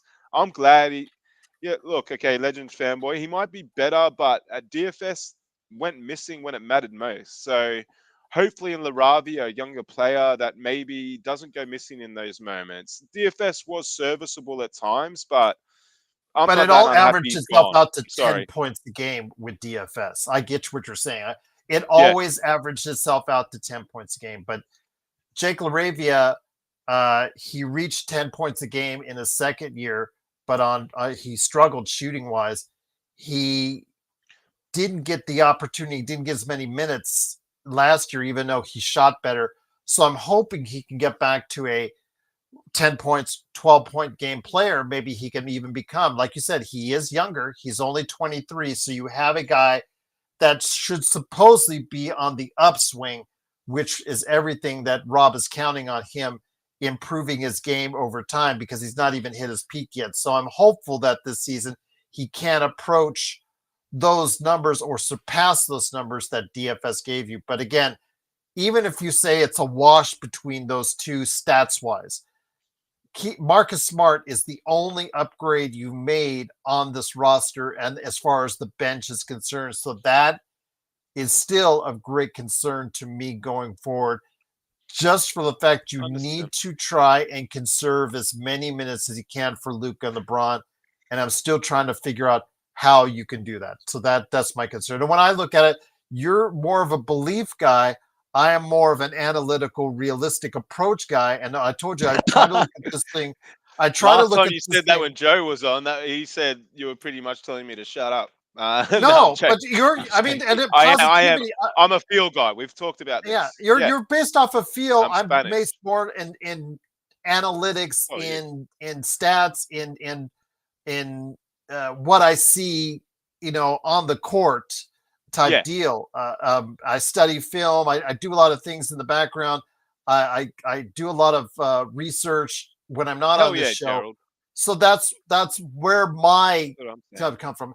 Belief over the course of my 40 some odd years I've been watching this game, it's just hard for me to have a belief. It's just Yeah. something that I see projecting out as far as what the numbers and what the eye test tells me. That so I'm very happy that you're positive. I'm happy that, for the guys out there that are in the chat that are super positive on this team. I really want you guys to be more right more often than I am. Because when I tell you guys, oh, they're going to be a fourth place team, or they're going to be a seventh place team, or like last year when Joe and I were predicting them to be ninth and 10th place team, we want them to be where a lot of you guys want them to be. I also want them to be a championship. I want them to win a title. It hurts me every day. It hurts me every day that Boston is ahead of us. I want them to win a title now. I just don't want to lie to the audience from myself. I don't want to tell them something that I don't believe in 100%. I want to tell them everything that I have studied and analyzed, that what tells me the way I think that this season will currently go. The Lakers do Hell have a yeah, chance. Gerald. They're very competitive, but they need more, in my opinion, before you could put them as a title contender. But if certain things happen, if a Jokic gets hurt, an SGA gets hurt, uh, players on Houston don't produce now that they got some of them got a nice fat contract, then you may be talking about a door opening even wider for Luca and the Lakers to step into. And that's the way I'm analyzing these things. So Win, again, Gerald. I cannot Love your go by opinion. belief. I have to go by what I see. So You're a facts man. You're not a feels yes, man I'm a like faction. me. I'm and that's just me. That's just me. Nah, and we That's and we me. love it, and that's why this show has such diverse opinions, and you can have such a great chat. There's a lot of laughter about Jake Lasagna and Lawrence of Arabia and all sorts of, or Lawrence of And a good question, Moravia. Legend. What if Smart is worse than Goodwin? Which is a very real possibility. He's only played 54 games in two Nah, seasons. I'm So nah. Well, okay. look, you can ask that question in every instance about everyone, but on the surface of it, okay, I just kind of ask it this way. If you were given the chance to bring in Goodwin or Smart, who would you bring in Oh, every by single his day of name the only, week? you would bring in Smart. But let me just finish with this, and I'll let you go ahead, my friend. If the Lakers next summer have Laravia, well, they'll think it's a 2-year guaranteed on him. If they have Ayton, they have Smart, pick up their contracts. That's not a good season for the Lakers because they've had pretty miserable seasons. If they pick up their contracts next year, that's not a good sign for the Lakers, and I'll just leave it at that. Fair Because enough. they're looking for fat paychecks. They're looking for fat paychecks next summer, and if Yeah. they don't do enough to Uh, earn it, then yeah, no, that could be a problem. I still can't get my head around that anyone can put like those two even in the same breath. They're a different caliber of player. Okay, the last 2 seasons hasn't shown what Marcus Smart can do, but the guy's won a Defensive Player of the Year award. Like that's not a bad effort, is it? As a guard, I don't know how many guards win Defensive Player of the Year. So yeah, look, again, maybe it's facts versus feels, but for me, Marcus Smart's a better player. We're gonna miss Sports Baby, who's been absent in chat. We'll just call him out right now. We're going to miss his good winner call. But aside from that, I'm not going to miss too much a good win, Gerald. And I'll go back to, I don't know if it was game 5 against Minnesota. I think it might have been game 4. But there was one of the most horrific inbound plays I've ever seen when he passed it to, I can't remember who, he passed it to the opposition. They scored.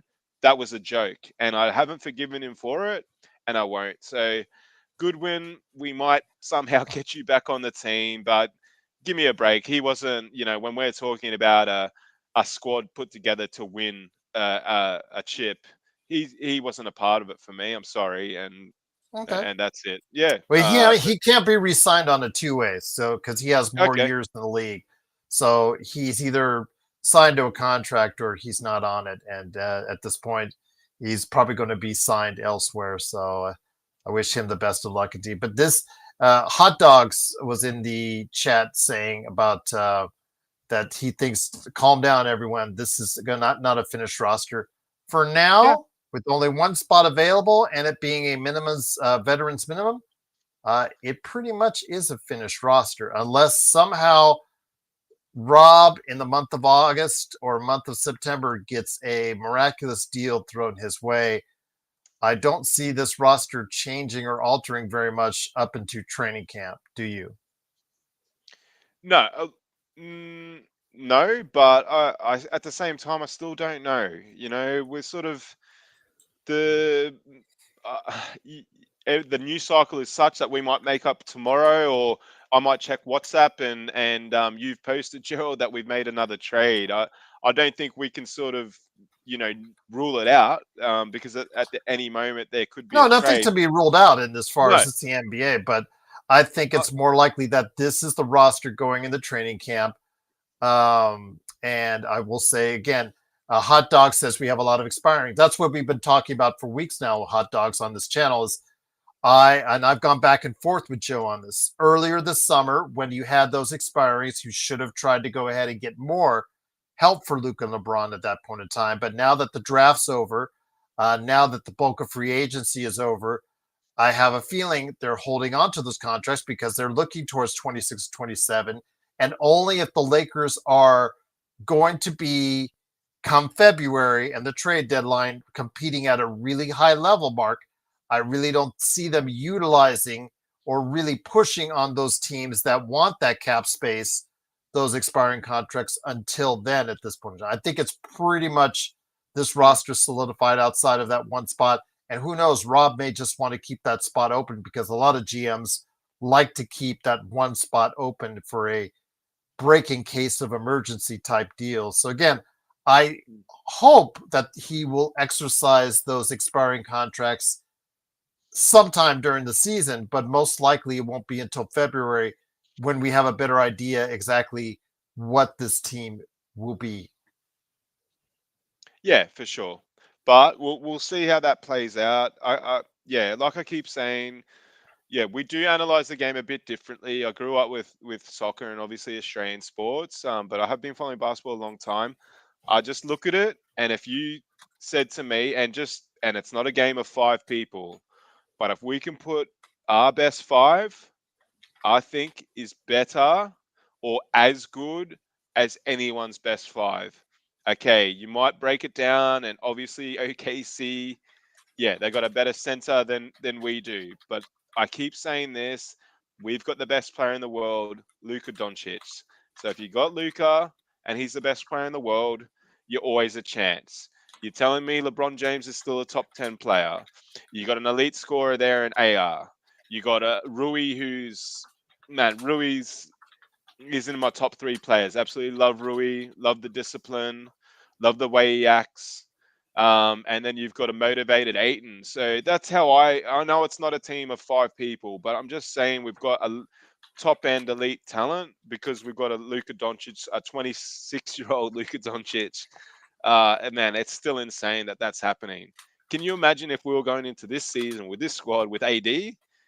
I think we'd be feeling a lot worse. So yeah, we'll keep staying positive, Gerald, and we'll see if a trade happens, man. But I think it's more about Luca than anyone else right now. Kyle says, I think AR and Rui is staying just because waiting till LBJ leaves. Well, again, when LBJ leaves, they'll be free agents themselves. So again, I really think that AR is going to ask. I didn't say he deserves it, but I'd say if I was him and he has another 25-5 season or right around there, I'd say he's going to go out and ask. His representative is going to ask for above around 30. And if that's the case, that's probably too rich for Rob's blood. It would be too rich for mine if I'm running the Lakers. And then you make the call, let him go. I think they should have utilized him and Rui in trades earlier this summer when you had more opportunities and more players available to trade for. But again, I think this is looking more and more like what's going to be. Again, it gives, for lack of a better term, for all the stuff I've said and all the stuff Mark said, having those expiring contracts going into the season, it does give you flexibility.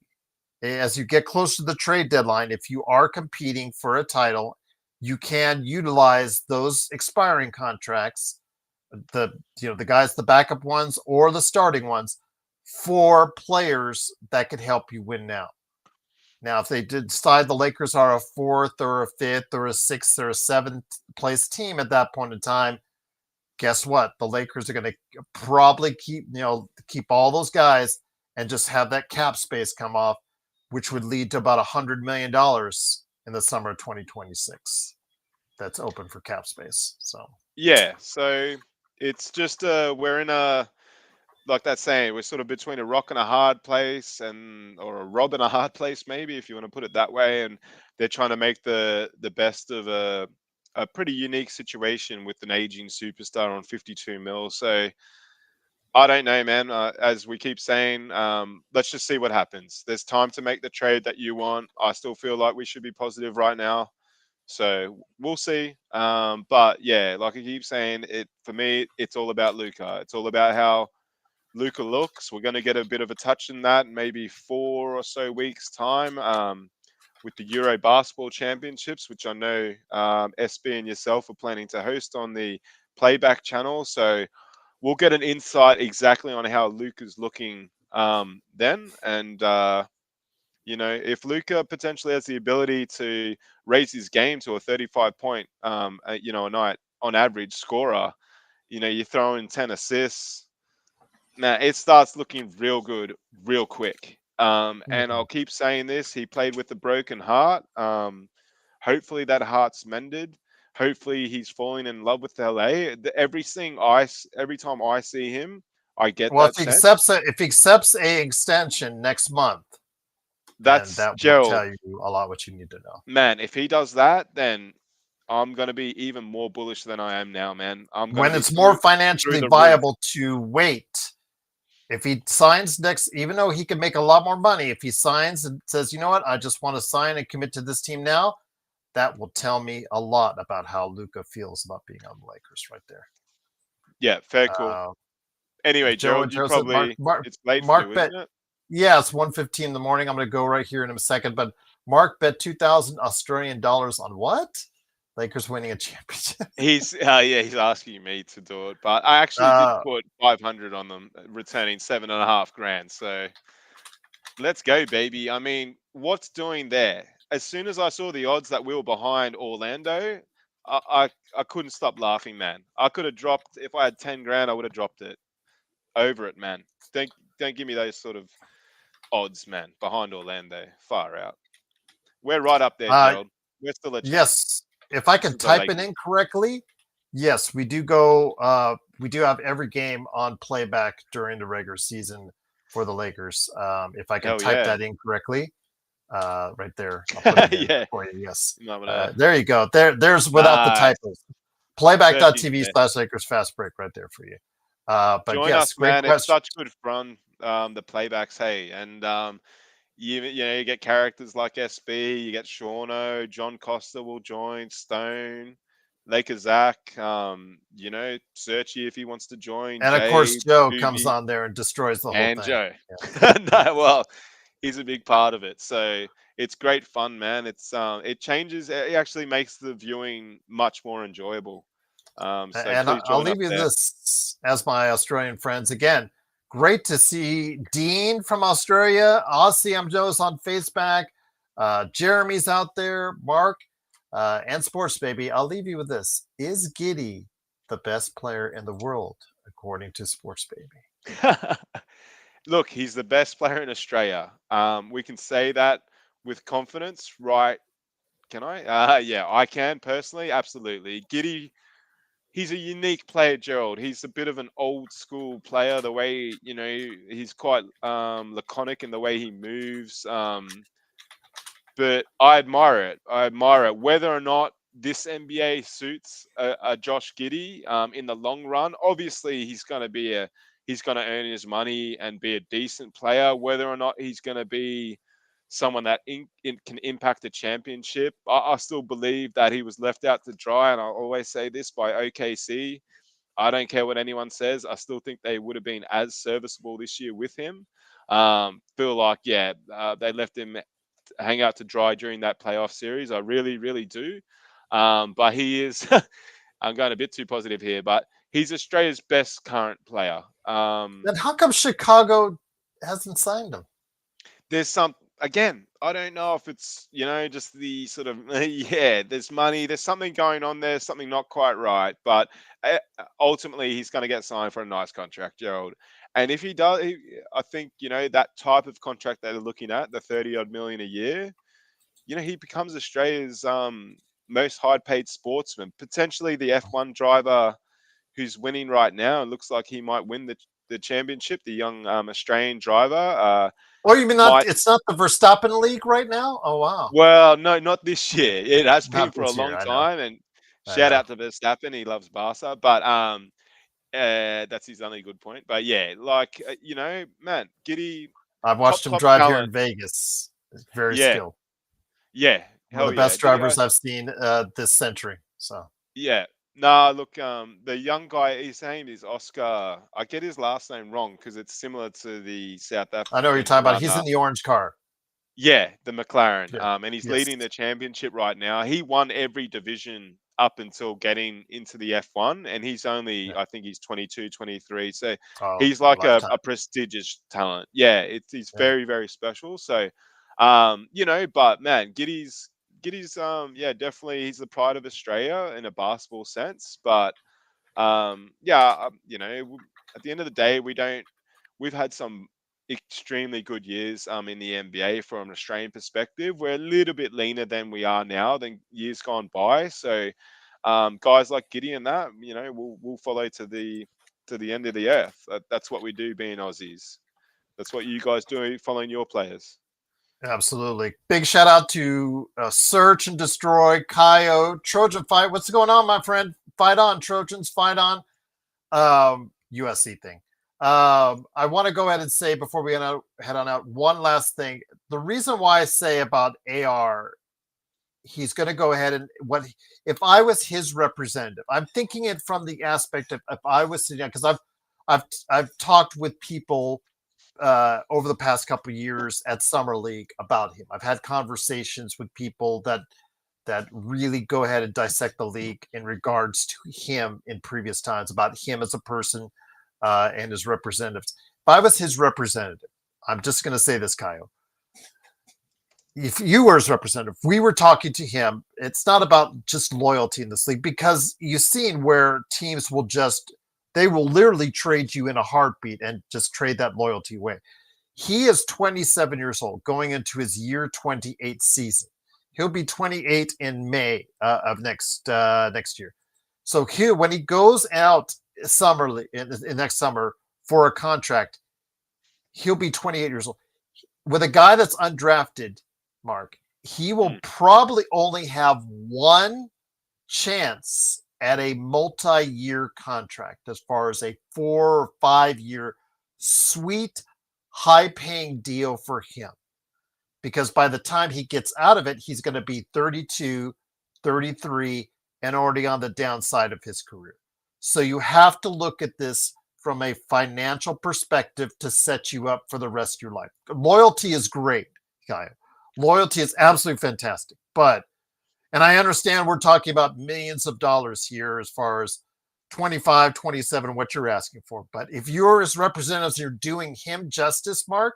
If I'm representing you and I'm doing you justice, I'm trying to get you the best deal possible, understanding that it could be, if you're my client at that age, you might be the only chance I get a fat percentage from you going forward. Because after that, on the other side, you're 32 and 33, and who knows how you will be a player at that point in time, Mark. So you have to look at it financially. This is his one big chance to cash in. And if I was Austin Reeves, I would let my representatives try to do that. And whether or not you get it, that's another question. Whether or not you get the 32, 33, $30 million is another question, Kyle. I don't think he's worth it. But again, you're going to ask. Sometimes if you ask in this league, as we've seen, you do get a chance. You do get overpaid. There are people that will overpay to get your services if they really do like you, Mark. If let's say an Orlando, or let's say a Memphis, or let's say a Chicago, or let's say some team out there really likes you, guess what? They overpay to bring you in to your team. Oh, for sure, man. I mean, that's obvious why he's playing this season, but I don't know if KO is exactly wrong too. Like, and I've always thought that about AR. He wants to play his whole career in LA, Gerald. And sometimes players can make monetary sacrifices if they want to do those kind of things. Now, I'm not saying he's going to half his contract to play for LA, but I think we got to give him, a little bit of benefit of the doubt. He is a loyal character. Everything he says, he always says he wants to be a Laker for life. Obviously, He when took you a cut. He took a pay cut once to come back to the Lakers yeah, man, that's what I'm last time. saying. And Joe, the thing that I think with him Will is, he do wouldn't that again? Is it in his is he quite financial best interest to was do that again? is he wealthy by background? Is his parents wealthy? They were basketball players. I Just a don't know, normal man. Arkansas, Just as okay. Kaio said in the comments. Arkansas's kid went to Oklahoma. Yeah, yeah, yeah. Well, then at the same time, he might not value money like other people do. I don't know, man. He strikes me as But someone this that is to might set up take. your family for generations. This is generational money we're talking about. And even from let's just say a $25 million deal to a $32 million deal. Let's just say a $25 to $32 million deal. While it's just seven numbers, that is 28 to $35 million over the course of a 5 year period that you could But what be happens earning. if you become a Laker legend? How is that Is, is, money that's is worth more Austin than Reeves 30 going to million? become a Well, okay, hang on a second. If we just hypothetically, we look down the track, 5 years down the track, we've won 3 chips. AR's been a part of that. The dude's a Laker legend, man. I mean, I don't know. Maybe he's looking at it from a different perspective, Gerald. Maybe he's seeing that, okay, if I stay in LA, it's worth more to me than taking the money now and going to Orlando. I mean, he's pretty famous right now, AR, because he does play in a Laker uniform. There's got to be endorsements and stuff that he gets off that. I don't know, man. I know again, facts versus feels, Oh, he's got and shoe deals. He's got, facts wins. he's got Yeah, yeah, he's he's got got other stuff. deals and Yeah. stuff. Surely like his marketing potential is way more in a Laker uniform than any other jersey. I mean, if he goes to Orlando, if he goes to somewhere uh, else, just somewhere yeah, else, just New somewhere else. Orleans, for example, he becomes irrelevant, Gerald. He's not irrelevant now. He's one of the most talked about players in the league, AR 15, because he plays on the Lakers. So But I don't what know, at man. I what think price we got to give does him a bit that? of faith. What? Let me ask you: how much do you pay for? How much do you give up for relevancy, my friend? I will say this: Alex Caruso wanted to give the Lakers a hometown discount, and what did they do? They went to THT instead. So Let's yeah, not make that mistake again, ever. I'm just saying that. I'm just again, if I was his representatives, and that's the way I would look at it, I'm trying to maximize him out for his probably one and only chance to get a multi-year, multi-generational contract of we're talking $100 million plus. Yeah, So if that's the case, you have to think, okay, are the Lakers going to go all in on the players? Again, this season will dictate it all. We could have a very different conversation come the end of this season. He could have performed great, could done it well in the playoffs, which has been one of his caveats, and go from there. We could be having a very different conversation. But I have to see for things as sure. I see them now, and I have to see things what I've been told behind the scenes about what process they may go through. He does, again, he already has committed to the Lakers, has given them a discount over what he could have been offered the last time he took a contract. Is he going to do that again? So, and I'll just leave it at that. So, He has been AR, I linked with believe a lot AR, of yeah. Well, they all famous have women. shoes deals, Jeremy. Yeah. They do, Is but it like, is yeah, that a Chinese one? Hold on, let me see if it yeah, is. look it up. But he's been linked with the likes of Taylor Swift and that. He might get a little sugar mama happening too. Uh, That might uh, supplement the Taylor seven is million currently bucks, mate. occupied. Yeah. Yeah. Well, Jessica Alba's not, so have a crack, man. Well, I thought But she was seeing some younger guy, some oh, younger actor. oh, really? Okay, damn it. Let Oh, me. well. That's why I heard this. Like, was it like? I heard this like yesterday or today. Let me see. Orlando. No, Orlando Bloom might be dating Jessica. That's around Oh, her wow. age. So there you go. Katy Perry to Yeah. Jessica Yeah. Alba. My God, Oh, what a but Danny shame. Ramirez, if you know him as the Falcon from Captain America: Brave New World, that's who was supposedly dating Jessica Alba. So yeah, there you go. Man, Uh, sorry to all get right. it. No, it's celebrity gossip. We love it at the end of the show. So Yeah. it is, of course, the Lakers fast break. Yes, he is. Austin Reeves is, I think, still on a deal with a Chinese sneaker deal. So, um, hey, getting the money indeed. But again, we will see what happens. We could have a very different conversation. But if you guys have thoughts on it, whichever way, you like what we say, you like we don't like what we say, we're always here for you. Put it in the comments below. Make sure you like and subscribe. If you haven't yet subscribed, it really helps out the channel. We're here Hell yeah. again. I did this for Dean because I told him, gave my word. Dino. I'm not gonna be sure if I'm gonna do a show tonight, but I know that Mark, as I've told him recently, we've got a big special coming up soon behind the scenes. We're gonna do got a nice long show planned at some point in time in the near future. So that one's going to be a special deal. But as far as shows for the rest of the week, I'm sure I'll have at least two or so tucked in there for you guys. Jeremy Unreal, man. says Sydney Sweeney. Yeah. Yeah, I Um, commented on that. Maybe don't read my she's, comments. I guess, not into the rich older guys, Mark. So I'm sorry that, yeah, I guess she's getting so many of Are those you rich talking older about me guys. or? Yeah, rich older guys right there. Well, you are older than her. So, yes, there you go. So, and I you think are she's it, richer than. and you deal I with think the she's richer than me, monetary. Gerald. Okay. All right. All right. I'll leave it I at that. do What give out loans and stuff. So if she wants a loan, come see me and we'll do I'm more than sure a you'll loan. give her. Yeah, I'm sure it's business will open up on that point in time. That's for sure. Oh, But oh, once again, depending. it is, of course, Marky Mark, aka Xbox, one of the great mods that we have here. Special shout out to Search and Destroy, special shout out to Sports Baby, but also biggest shout out to Marky Mark and Xbox. And then, of course, everybody in the chat. Big shout out to all the super chats. Intel, bringing it home again. Serge, thank you so much for the super chat. Cannot thank you all enough. I did this for you guys, 1:30 in the morning. I'm happy to do so always because you guys are awesome. What can we do in the middle of the summer? Well, we did something for you here. What will happen next? I hope more things will happen, but I'm not sure. It's kind of that dead time outside of those restricted free agents. It's kind of that dead time right now. So we will see if there's anything left for the Lakers to do, but we'll keep talking about it. We'll be on more this week. I don't know when, but we will. I don't want to say tomorrow and just have to hold myself to it. So we'll see. When there's something good we can chat about, we will. We'll have it up for you. We'll always be glad to be a part of your Lakers Day right here at the Lakers Fast Break Podcast.